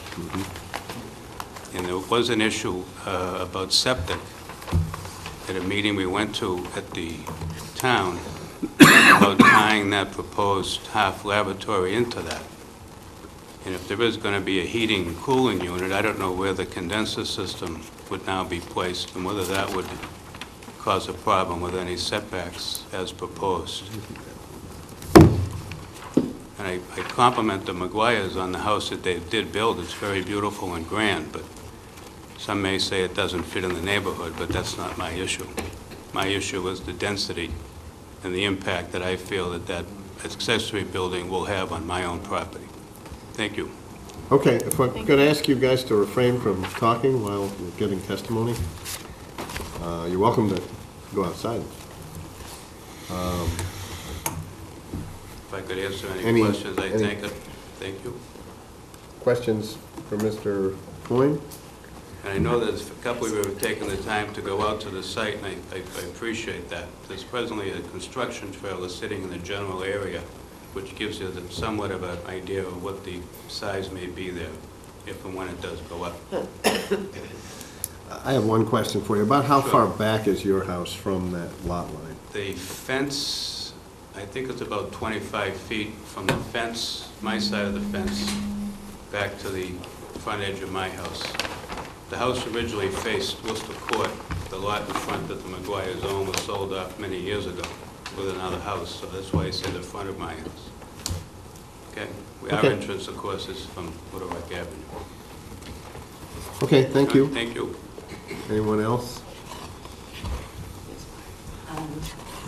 Elaine Coyne, 48 Little Rock Ave. And just as a point, Jonathan. To the board. He's absolutely, the area is built up of a lot of undersized lots. My understanding is the McGuire's lot is not undersized, so the issue of the over 20% does not, I don't think that should be considered as far as what the other neighbors have. And Kimberly, I think just to clarify something, on that density, you asked that question, the pre-existing home was, based on what I saw at the building department, 19.3%. The new existing home, which is beautiful, is 18.6% density. And with the proposed now, we're going to 23.6. So we actually went from 19, we went from under 20 to over 20 with building as proposed. Which is why they're here. Yep. And which is why we're here. Thank you. Okay, anything else in the public? Okay. What is the pleasure of the board? I have a question for Jonathan. Sure. Jonathan, did you check with the Board of Health on the space above and if it would be considered? Yes, David Martin, the engineer, talked to the Board of Health, and my understanding was that David was okay with everything as proposed. So he'll be willing to sign off on that? Yeah. When it's done? Okay, thank you. I'd just like to get that in the record. And the because we didn't get a referral. That the septic is sized appropriately. Correct. For the garage and the house. Okay. What do people think? I'll throw my hat in the ring. Of course. So I'm just looking at, I mean, I think it's a nice project, and I certainly understand that they've built out this house as of right. And we do allow over 20% in a lot of circumstances.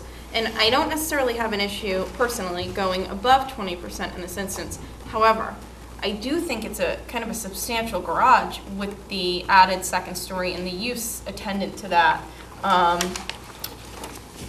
In relation to these kind of neighboring cottages, it will have kind of that looming bulk. I think it will have kind of a bulk feel. So I was just reading through the lot coverage bulk calculation worksheet. There's only 3 that have a higher lot coverage than what's proposed for this. And this is identified as 1.75 stories. All of these others, it's either a 1.5 story, a 1 story, a 1 story. So lot coverage actually is fairly low in this neighborhood. So I think given the size of the existing, or structure that's being constructed, which does comply, I'm not totally opposed to what they propose to do here, and I wouldn't be totally opposed to going above 20%, but I do have concerns relative to where the stairs are. The use, I know, I understand it's not a bedroom, but it does seem like there will be a use of that structure. It's not as if they're putting a garage, it's just a garage. There is habitable space there. So I would like to either say, I think maybe they could revise, make some revisions that make it more appropriate, in my opinion. Could I ask you to look at the map that's attached to the lot coverage?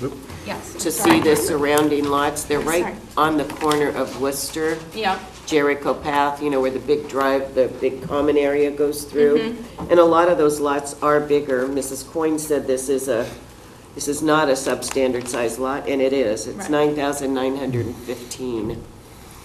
There are a couple smaller, but the majority of them are larger. So I just want you to understand the locus. But the lots that To have get a the- perspective The lots of that have the really those. high lot coverages are 7,000 or Right, lower. right. But I'm just saying, to get the perspective of the whole neighborhood and see where it's located and how far away some of those are. Yeah. But I took into consideration that circle. Yeah, I mean, it backs up to tiny kind of cottages, so that's my The concern. lots behind them are smaller. Yes. Does anyone else on the Rock board Ave. feel that the project should be downsized? I don't feel it should be downsized, but I wouldn't like a set of stairs looking at my property if it was preventable. You know, I can understand why somebody would find that objectionable. So one way to, what's the remedy? Put it over here. Move 'em. Move 'em. Put the Yeah. stairs over here. By the driveway, imagine. Right, but I think that changes the layout because they have it dormered right now, so I think Right. that would have to be on the applicant to come back with how they would want that laid out. Yeah, and also the. Oh, okay. Oh, and the setback to the septic system might be an issue as well. Right. Could put I suppose if you move the stairs inside, then you're running into a storage issue or car space issue. Well, it's habitable space, so it'd have to be Outside, your so fire you can have- timing, the Right. 5/8 inch, the whole bit, I know, I'm just wondering. fire rating. How would we want it to be downsized? Well, there's a couple ways you could do it. You could decide not to build the second floor office, or you could go to a one-car garage, as you asked. Didn't you ask? 1.5-car garage. Yeah, No, I was just asking the board. those would what- be two ways. I mean, I guess it boils down to if there's two people who feel that way, then we ought to let the applicant know before we close to allow them to consider coming back with a revised plan. So is the issue, just to make it clear for Mr. Poloni, is the issue bulk, lot coverage, or location of the garage? Because you can't do much about the location. Location of the stairway. I think there's a Well, we number of ways you understand the can location address of it. the Well, so stairway. another possibility to address it would be to move the garage forward, I suppose. Well, you can't, because he's already at 10.5. If you look how the driveway, Right. the Yeah, I don't radius think is and getting close to the dwelling, I don't think it works to, he'd be non-conforming in setbacks. I think to address Cerie's question, my concern is the bulk, I think. The bulk, not necessarily the lot coverage, because I think if it was a one-story, two-car garage, it would be less objectionable. And I think the stairs. You got to the remember, he's location. limited I understand that. to a half floor. Put a one-car garage. No, I understand, Yeah. I'm just asking the board to remember. Yeah. And so I think the board in general in the past, we try to be somewhat responsive to the concerns of abutters when going above 20%.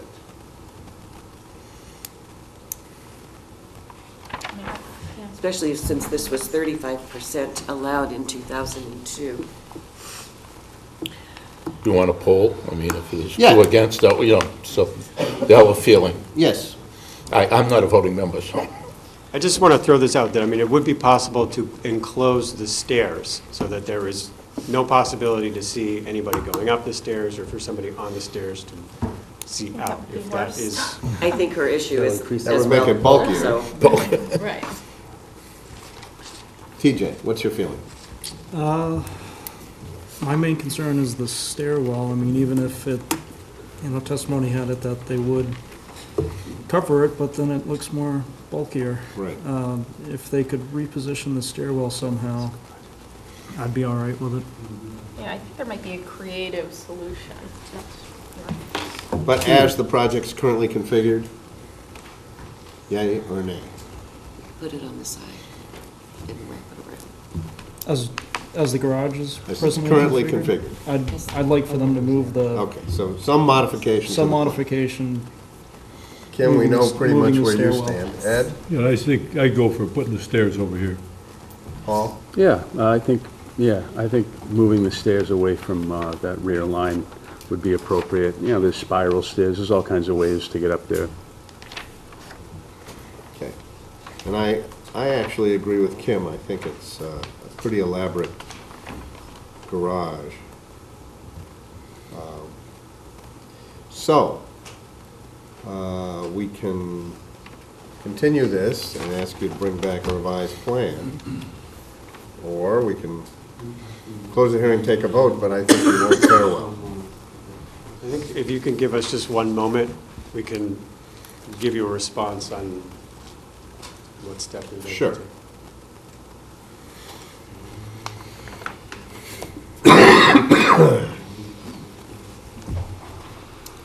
Jonathan, you guys also, as far as the design goes and your team, need to understand that if you decrease it to a one-car garage, Yeah, 22 for a two-car. it's still a half floor on the second level.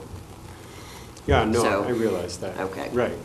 I just wanted you to keep that in mind if you're going to make a quick decision here. For the record, David Martin, site engineer. There was a reference made to moving the stairs. Could you elaborate on the location that you were indicating? I just referenced anything other than that rear line. So I guess I would submit to you that we could relocate the stairs to, as a starting point, the left side of the garage is faced from the road. There's no issue, excuse me, there's no issue with the septic system because it's a pile-supported structure. Sure.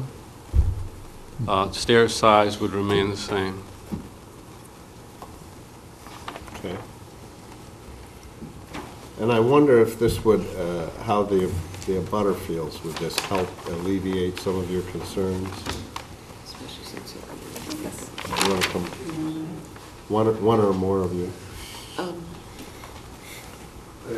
Just get a clarification on what side left we're talking about. I think this is the side, Would that be the Jericho? What's the court on your back? let's see, which That would way is be the north? This is the Jericho south Pass side, side. the south side So, of the, please. the south side of the, That would be the Jericho Pass side, so they wouldn't be in our sight line to take it. So you facing your fence would be to the right? yeah. If I'm looking at the back of the proposed structure, To the it right. would be, to the left would be the Jericho Pass side, which They're- would be totally they're to out the of our sight line. The They're right suggesting side, the right. the right side is where the septic is. They're Yeah. suggesting the right side. They're suggesting the right, the septic is constructed so that it's not an issue. I guess it's a Is- J20 or If it could be the right, why couldn't it be the left? They just raised that as an issue. Is it setback? It's probably the design. I think that's a more significant redesign because they have the bathroom, is that correct? You took the whole top of the building. Anyway, But this is, whatever.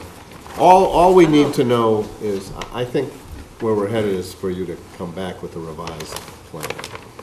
Does the board feel that way? Yeah, I think Rather so, than yeah. hastily trying to force it right now? Because it's dormer too, so I wonder how changing that, I'm not an engineer, but it might change some of what they're proposing to do, and I just think They could be the creative. layout in Yeah. terms, yeah. I think that would be a better project. Even a Yes, wood ma'am. design that would take away some of the bulk. Yeah, the two-pitch roof is horrible. I'd like to request, when a plan comes back. To the board, please. If a plan comes back from for the new design, that included in that plan would be the screening that they are proposing to put in to make that So part of the vegetative permit as screening, well. for example? Yes, to be mature plantings. Okay. How they were proposing to. Thank you. Excuse me, David, how tall is that fence back there in the backyard? Or Jonathan, whichever. The fence is 6 feet. Thank you. separating the two properties as a Yeah. 6-foot fence. I would make a motion to continue this. February 8th. Would that give you enough time? February 8th. Yes, it would. I guess what I would ask of you is, we're hearing some concerns about the stairway and its location. We're certainly willing to relocate it to another location.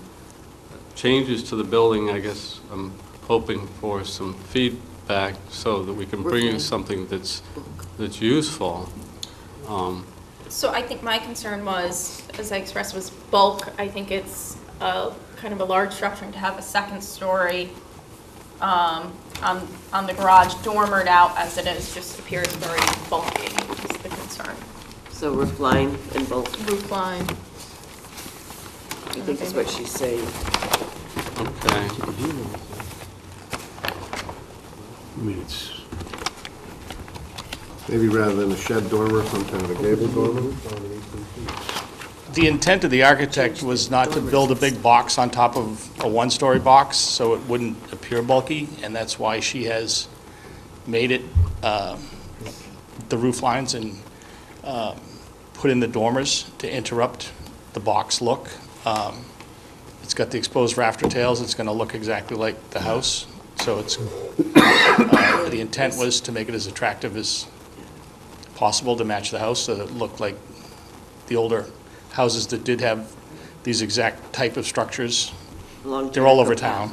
I don't think the board wants to dictate every detail to you. I think that, am I correct? yes. We're just trying to. We just want you to. We're just trying to streamline. Keep in mind. The one shot, so we don't have to keep. We want to do that too. Going around the. We want to do that too. Squirrel cage here. So I think just, keep in mind that we don't want to make it look any bulkier than it needs to be, and we, I guess, like you to relocate the stairs. Thank you. Thank you. And it's February 8th, okay? Yes. So Okay. I made a motion to Yes. continue to February 8th. No, second it. Okay, all in. 6:30. 6:30, here, in Town Hall, all in favor? Aye. Aye. Okay, we'll see you then. I mean, I won't be here, but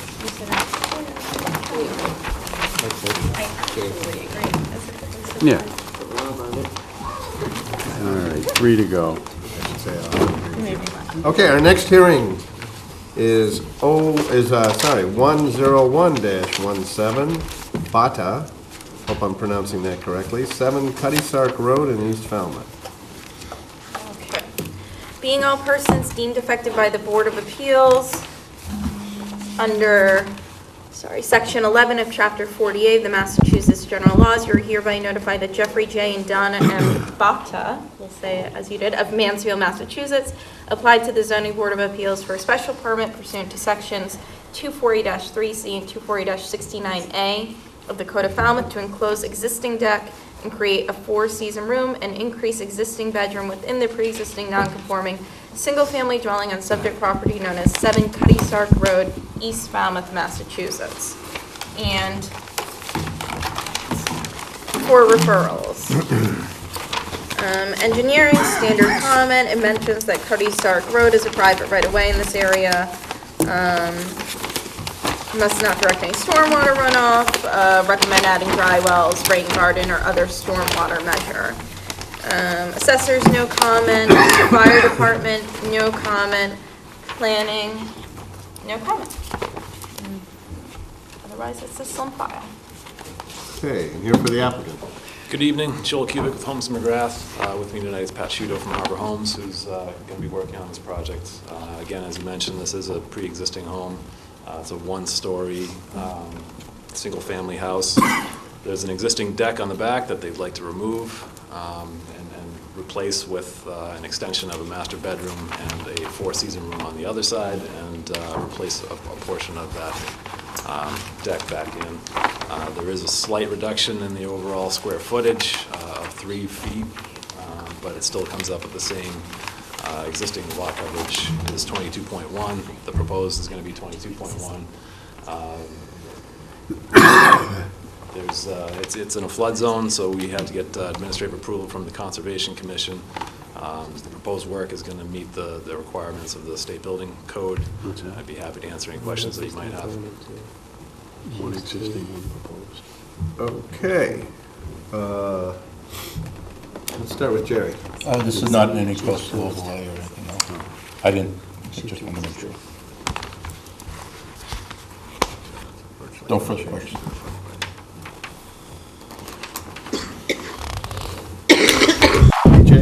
Let's see. I did notice you'll be removing the outdoor shower that exists. The rinse station? Yeah. Rinse station. That's going to be going. Okay, so that helps with the 3 square foot reduction, I guess. And there is a shed on the property. Will that be remaining? It would, yeah. And the engineering comment regarding dry wells and maintaining the water on the property? I mean, it's a deck right now. We're not increasing, the impervious area. I understand some people consider decks and roof structures different. Conservation doesn't, and a lot of other boards don't. I'd say that it's not going to increase the runoff onto the property. This is a good draining area, so I don't expect any problems. It's a rather tight lot. There was a septic system back there. You have to meet requirements to the setbacks of that, so it's difficult to put dry wells in. I don't think it's going to be an issue that it would require those. And since you did say you got administrative approval with Concom, they didn't have any issue with that either? No. Okay, thank you. Tim, you ready, or? Still on. Thanks. The only comment I had was, you ought to put a number on the house. If it wasn't for your sign, I would have never found it. All right. That's all. And I have no questions. No questions. Robert? No question. Anything, Kim? So it's 3 bedrooms remaining, 3 bedrooms? That makes Correct. sense. They're expanding the master bedroom, Yeah. but there's no increase in number of bedrooms. And how long has that shed been in that location, do you know? I don't know for sure. I mean, just thinking that TJ had mentioned possibly removing it, but I mean, there is a basement there. They do have a lot of gardening tools and other things in the shed there. They have a garden, so it's easier access to get that there. Okay. All right. Thank you. Okay, any questions in the public regarding this project? If not, does the board have enough information? No increase in the height either, right? No. 16 feet. No, to they're- inches. these enclosures, the Four Seasons, they're smaller than Thank the you. higher ridge. I'm a little confused. Is the shed going to be removed or not? No, the shed will stay.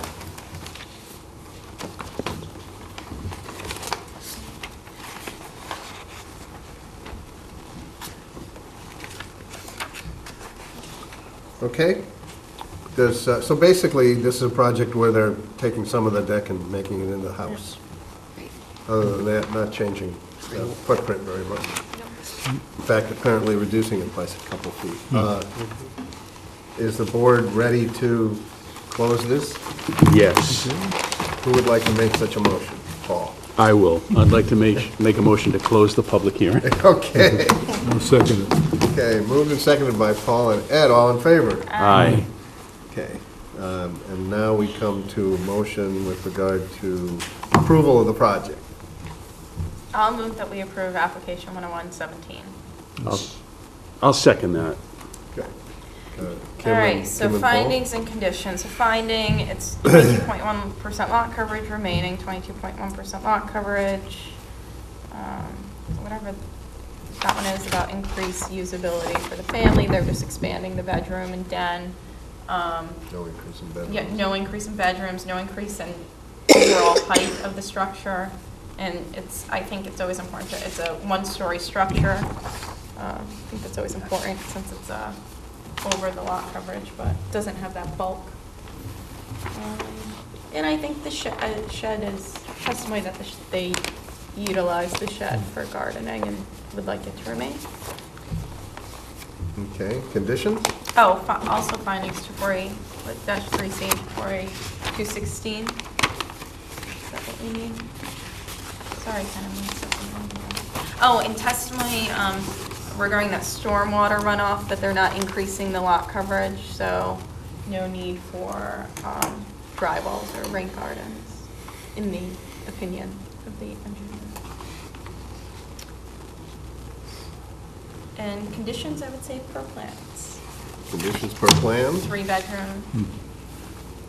Okay. Is there a second to that motion? Oh, you are, do we have one? Paul already seconded. Oh, you Yep. did? Okay, good. All right, are we ready to vote it? Yes. All right, all in favor? Aye. And aye. Okay, so that carries, and this project is approved. That is a can of corn. Thank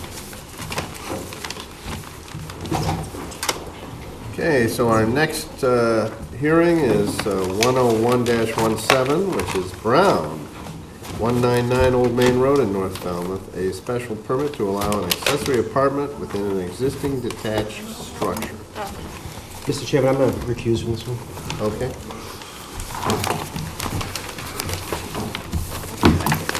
Being all persons deemed affected by the Board of Appeals under Section 11 of Chapter 48 of the Massachusetts General Laws, you are hereby notified that Douglas C. Brown of T-Ticket, Massachusetts, applied to the Zoning Board of Appeals for a special permit pursuant to Section 240-23I of the Code of Falmouth to allow an accessory apartment within the detached accessory structure barn on subject property known as 199 Old Main Road, North Falmouth, Massachusetts. Okay, let's see. Engineering had its standard comments and standard comment. Assessors notes that there's a conservation restriction on rear of property. And they submitted a plan just showing the portion of the lot with the conservation restriction. Historical Commission, barn located just outside of Historic District overlay setback of 150 feet for North Falmouth District. If exterior work is commenced on the front elevation facing Old Main Road, the Commission would like to see an effort made to make the facade look like a traditional residence with centered entryway and symmetrical window placement. Fire Department had no comment. Planning, applicant filed a site plan review application with Planning Board, and it was scheduled for the 12/12/17 agenda, and on today, 1/18/18, the ZBA staff, I believe it was Cerise, submitted the Planning Board site plan review decision to our file, and that decision's dated December 20th, 2017. Okay. Doug? Hi, Doug Brown. So this is an existing old antique farmhouse, a 5-bedroom house out in the front, and it's 1,835 square feet, I believe, somewhere in that area.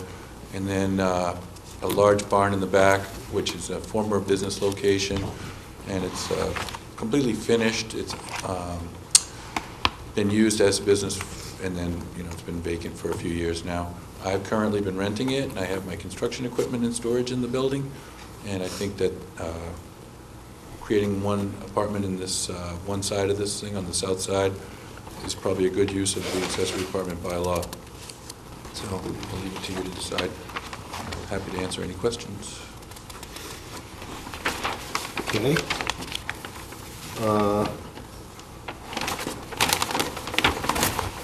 See, Robert isn't here. Maybe Paul, do you have any questions?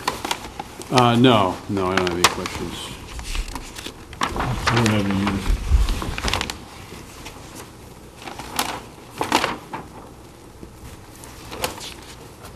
You ready yet, Tim? See, you gave too brief a presentation. Yeah, Did not I? yet. Would you like some more? Yeah. Okay. I noticed I've been following your other approvals, especially with regard to the special permit, and I noticed that it's been important to delineate where the apartment ends and not access the rest of the building. So I already know the answer, but I'll throw it out there. If I do this and I block off the existing door to the storage area, I'll be probably forced to put a half bath in to serve the shop side where I keep my storage, because it'll be kind of tedious to go all the way out and around. So I'd rather not, but if I'm required to close that off, I will. So where, that would be where you currently show a slider? No, there's a slider entering into the storage I see side. storage, yeah. And then there's also one in the kitchen out to a deck that's existing. But there's a door from the kitchen into the storage area, which I've indicated will be blocked off, eliminated, which I intend to do, but I just thought if you don't think that it's necessary, I'd rather Yeah, not well, do it. we're just trying to make sure that the size of the apartments, they don't grow to be not accessory. Right, I understand. So you'll continue to, you use this primarily for storage for your construction business? Correct. And you'll continue to do that? I will. Is there any actual construction or preparation of, Not at this materials time. I that's done in there? haven't had that need. I just have a lot of equipment that I use, and so it's convenient for that. It's more building than I need, but it's already existing, so. And it looks like it's a one-story, is that? No, there's a loft up top as well, which is just excess space right now. Would I that might be- make it into an exercise room. I've got quite a bit of exercise equipment. I haven't arranged it yet because I'm waiting to see if this is approvable before I get too settled in over there. What would this, how would that work into the apartment? Or would- It doesn't relate to the apartment. I would have to go outdoors into the shop space to get to it.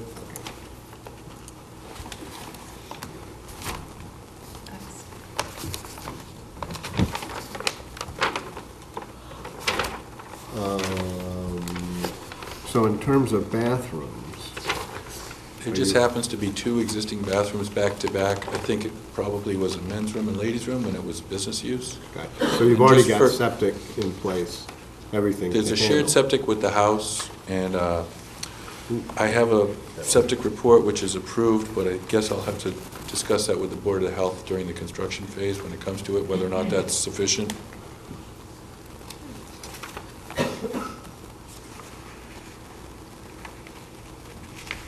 Oh, yeah, so you live in the main house, is that? No, that main house is rented. I currently don't live in the property. Okay, but you intend to live on the property? Correct. So that will be owner occupied? Right. Okay. I mean, do you intend to live in the house or in the? In the apartment. Okay, all right. And that would be year-round? Correct. Okay. And then, in terms of what the planning board approved, just so I have an understanding, did they make any changes in terms of the site plan? No, they didn't. They determined that the screening, the natural vegetated screening was enough for the proposed parking, which is gravel, 2 spaces, which I really don't need that, but I thought it made sense to have convenient parking to the front rather than having to walk all the way around from the back, because the tenants use most of the parking that's existing in the front.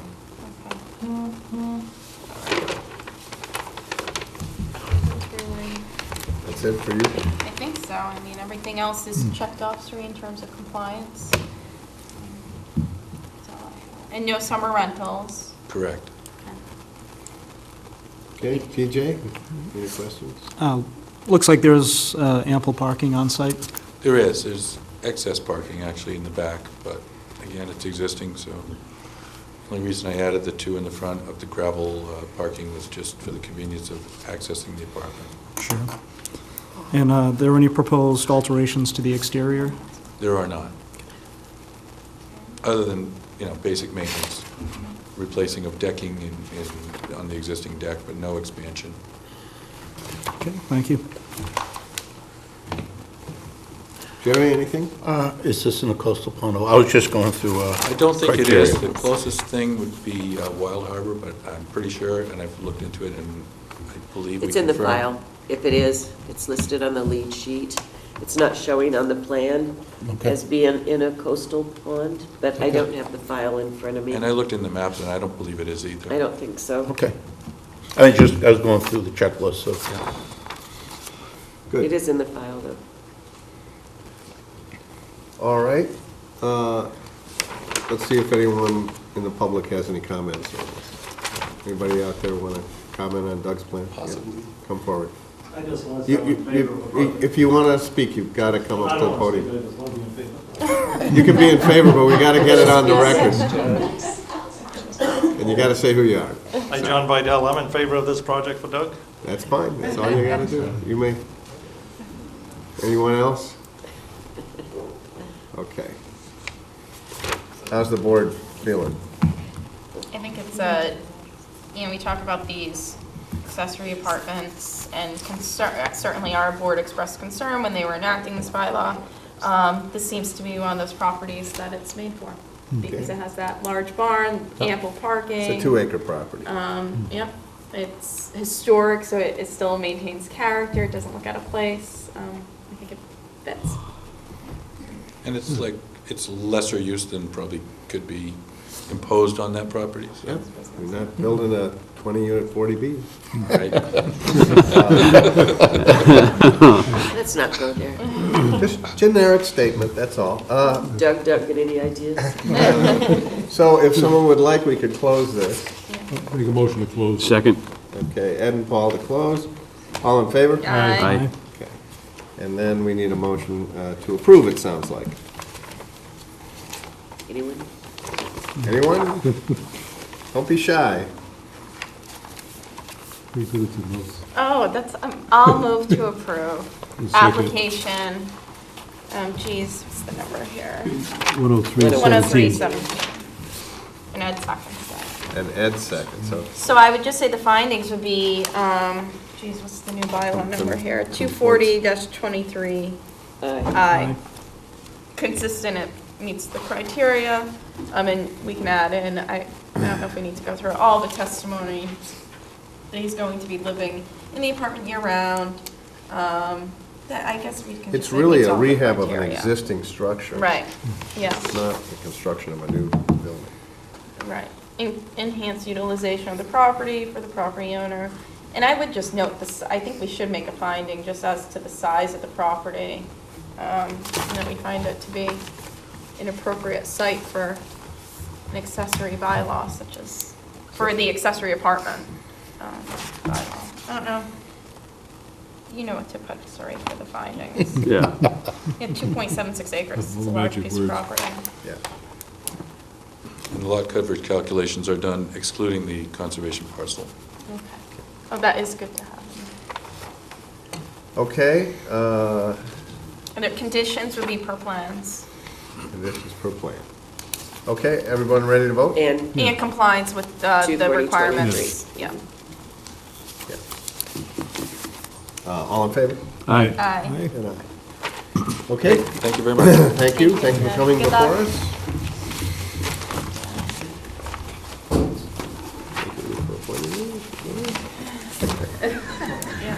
And the next one is the workshop. Okay, our next Thank you.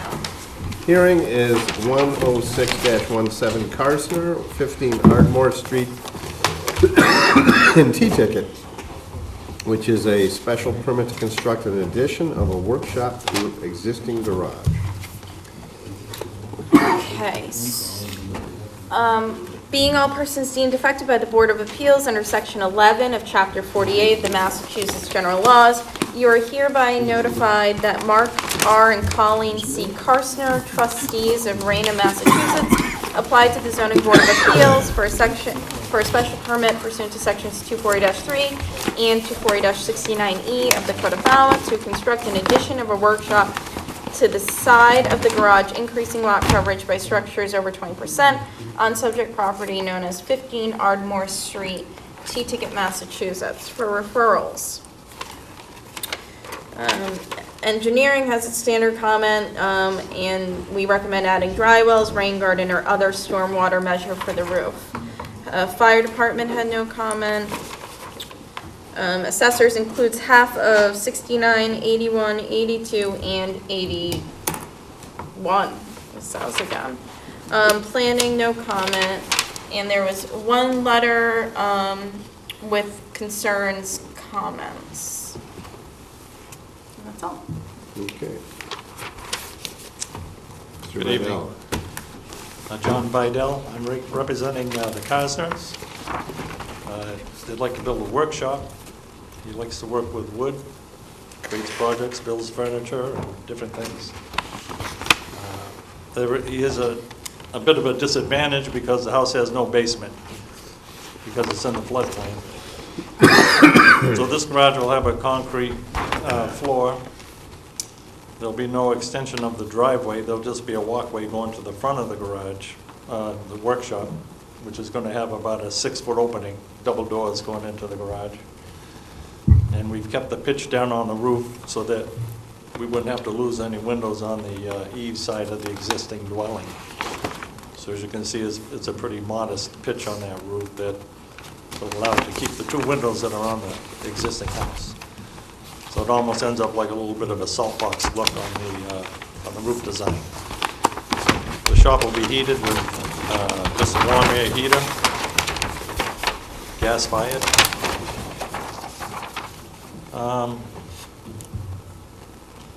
There'll be an opening cut through the garage into this workshop, so he'll be able to access the workshop from the house through the garage into the workshop. There'll also be a door to exit the workshop on the back side of the workshop to get to the exterior. I don't know if there's anything I can add, if I'll answer any questions.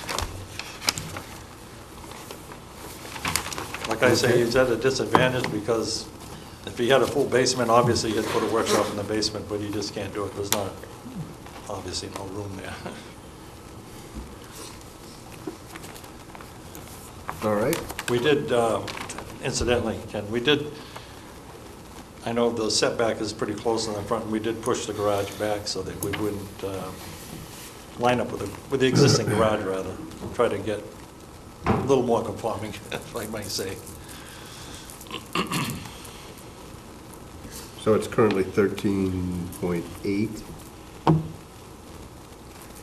looks like, Yes. and you're going to 14 for the garage, or for the workshop? With the workshop. Okay. All right. Robert, you want anything? No questions. No questions. Straightforward. Yeah, either me. What's the height of this? It won't be more than 18 feet high.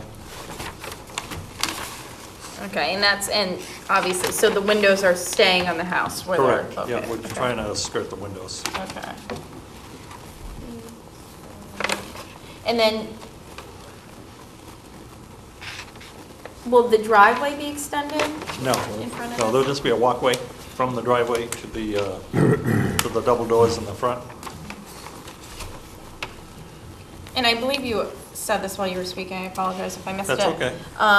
The double doors, what's the utility of having double doors on it versus? What's the what? The utility of having double doors versus a single door? Just to give a wider opening, if he's got a Okay. piece of furniture or something he wants to bring out.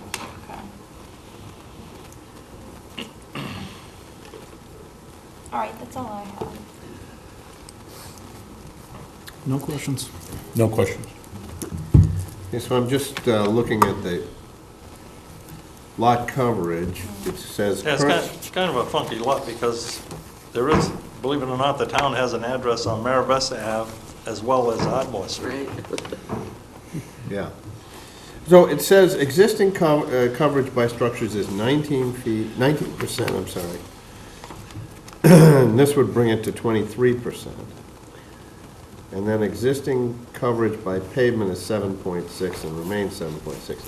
So the 7.6 is in addition to the 23%, is that correct? For impervious, for For patio. impervious. Yes. Right. So. And the reason we're here, 30.6. obviously, because the building is under special permit at this juncture, because of setback. It's already on a special permit. Yes, it is. Because of setback. But this now would also be a special permit for lot coverage. Correct.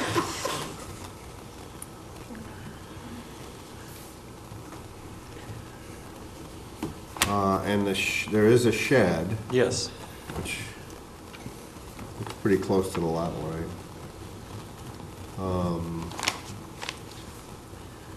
No thoughts of removing that? Well, he stores his life preservers and necessities for a boat. He has a boat.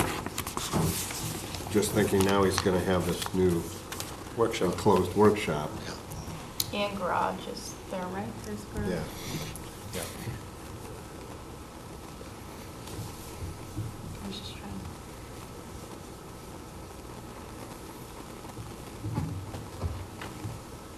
Okay. Anyone in the public want to comment? Hey, oh, where's Doug? Where's Doug go? Any phone calls? Okay. I don't know, does the board have any concerns about this? It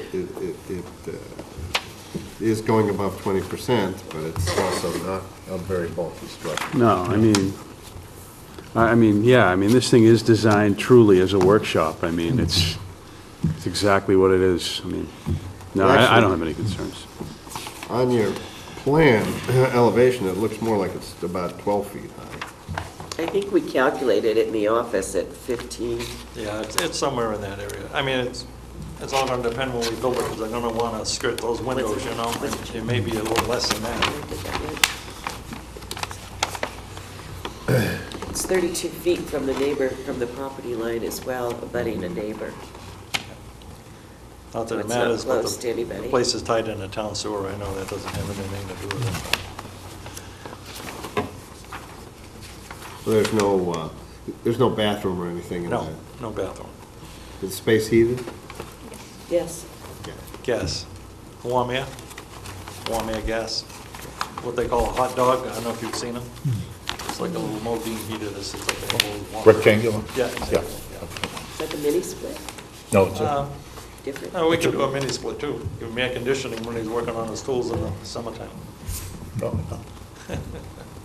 Okay. Yeah. All right, I think, it's, Okay, thank you. I don't hear any objections from the board.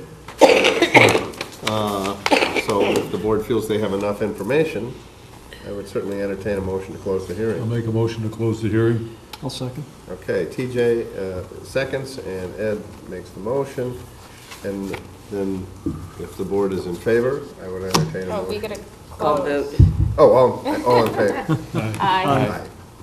Everyone say aye. Okay, good. Now, if, you always tell me I'm too slow. Yeah. If You're not supposed to say that. Well, we're off.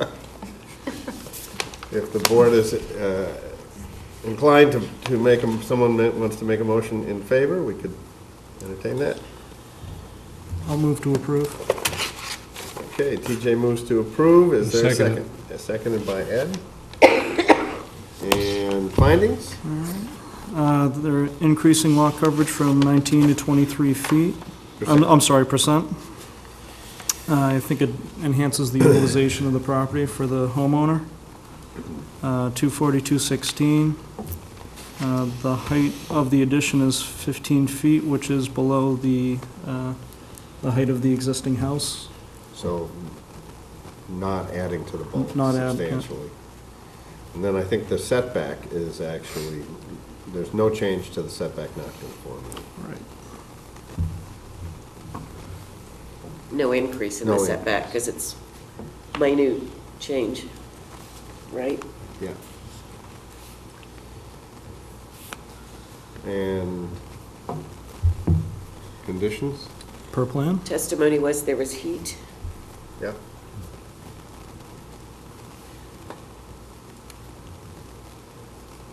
Testimony was also that the paved driveway won't be extended, that will be a walkway. Going back and forth from the shed, but I suppose it's... I think that's it. Okay. And conditions? Per plan? Per plan. All in favor? Aye. Aye. Was that too quick? No Oh. habitable space. Thank you very much. Suri, go home, take care of that pole, would you? Thank you. Well, is a workshop a habitable space? Thank you. Take care of that back. Heated. You could sleep under the workbench. Yeah, you do.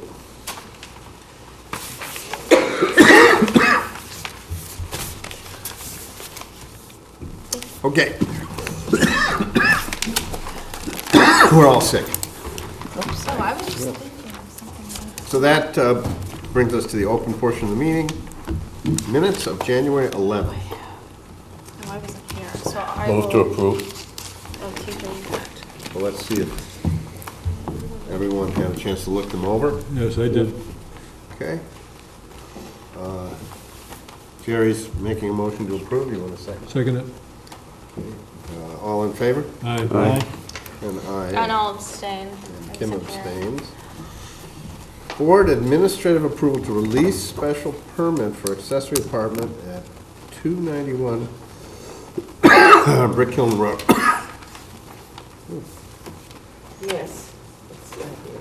That's one of your typical accessory bylaws, accessory apartment approvals. And Ms. Gomes, Erica Gomes, is asking for it to be released from a deed restriction based on the new bylaw. So we've before done administrative approvals, and I prepared a So she release. had an approved accessory apartment, but there was a restriction that it be affordable, is that? Yeah, your typical accessory, yeah. She did hers, and I think it was 2007, I can't remember. But about that time frame. But does she There's still a have? deed restriction, and she rents it affordable, and based on the new bylaw, she doesn't have to, so doesn't she'd have like to. to have that released. So she doesn't have to comply with the accessory apartment bylaws? She doesn't have As to they comply with stand the now. old one, Oh, the old one, okay. which required her to have, which required affordability. Right, and deed restriction. Oh, okay, It so was a more stringent standard for ensuring affordability, which meant that those who got the approval provided affordable housing, but very few people went after it. So Okay. They never counted on the housing inventory. Okay. So I request the board to approve that, as you've done 5 others in the I past. will move to approve as presented by Serene. Second it. Okay, all in favor? Aye. And aye. Okay, and then, yep, A board, if that's what you can go ahead. I have a comment. well, the Oh, next sorry. item is procedural rules and Okay, policies. this is perfect. Which we always, Well, I have a procedural, board policy okay. issue. I've noticed that the number of plans in the file has been like 3 at the hearings. That's because I have the 4th one. Okay, so we always used to have 4, is that what it was? I mean, there's 7 It of used us. to be 3, and I increased it to 4 when we went to 7 members. When it was 3, you got 2 So copies. one in the middle and 2 on either I've side? been that's feeling right? like you could use an extra one. I think I agree with you more. If I can agree with you. I would love to agree. Can I we, think it would be nice to have an extra. can we arbitrarily do this, or does it have to be in the I procedures? don't know that it needs to be a formal thing. No, you can just ask me to increase it, and I'll put it on the instruction sheet. I mean, we appear before Ford Street and they request 9 or 13 copies. Dartmouth does. It's very expensive, and a I lot of our underst- applicants represent themselves. I understand On the that. commercial ones, the developers and stuff like that, people like that usually submit 6, but on the residential ones, they don't. So you want it increased to 6? No, maybe just by 1. Okay. I just think that would be, Okay, Yeah. I thought about it. so that's, anything else under procedural rules and policies? How about we update them? Yeah. When? So, Sari, what is the thought about the process for doing that? Do you want to have a weekend meeting? Yes, yes, I've been asking for one. Okay, well, let's wait till everyone's healthy. I think we said that back in November. Yeah, well, no, everybody's available. Is it, Mr. Chair? Is there any way that we can set a date for March and people can get Yeah, back to us? Yeah, Yeah. we can do that. Let's do Because that. Ken's gonna host it. I'm happy to host it. And then you get members of your public, coming who want to participate. Oh, yeah. Do you wanna look at March 10th or March 25th? I would rather look at the 25th, Okay. 25th is a Sunday. or 24th. I said the 24th. That's just So you guys wanna look at that and get back to me? I March think it's okay 24th. with me. Yeah, I've got nothing going on. It's a Saturday, right? Do you wanna dedicate that all to policies and procedures? And other things? Or do you that want to speak? Let's Ron? make that the primary focus. Okay. And if something comes up between now and then that we want to add, small, baking class. Well, I have. Scotch yeah. tasting. Could you? I do have somebody that I would like to speak, and I would check with them first if they would be interested before I comment to the board. So it's a secret guest? Yes, please. Okay. I'm not going to say it publicly right now. Is it possible to, I know you've said for almost years now, you have a lot of points. Is it possible to put that bullet points, what your concerns are, before we what? get for policy and procedure changes? I did that When? back in the summer. I'll go through it again. Well, no, if you have it, just I'll resend it. I update didn't know what your specific concerns were.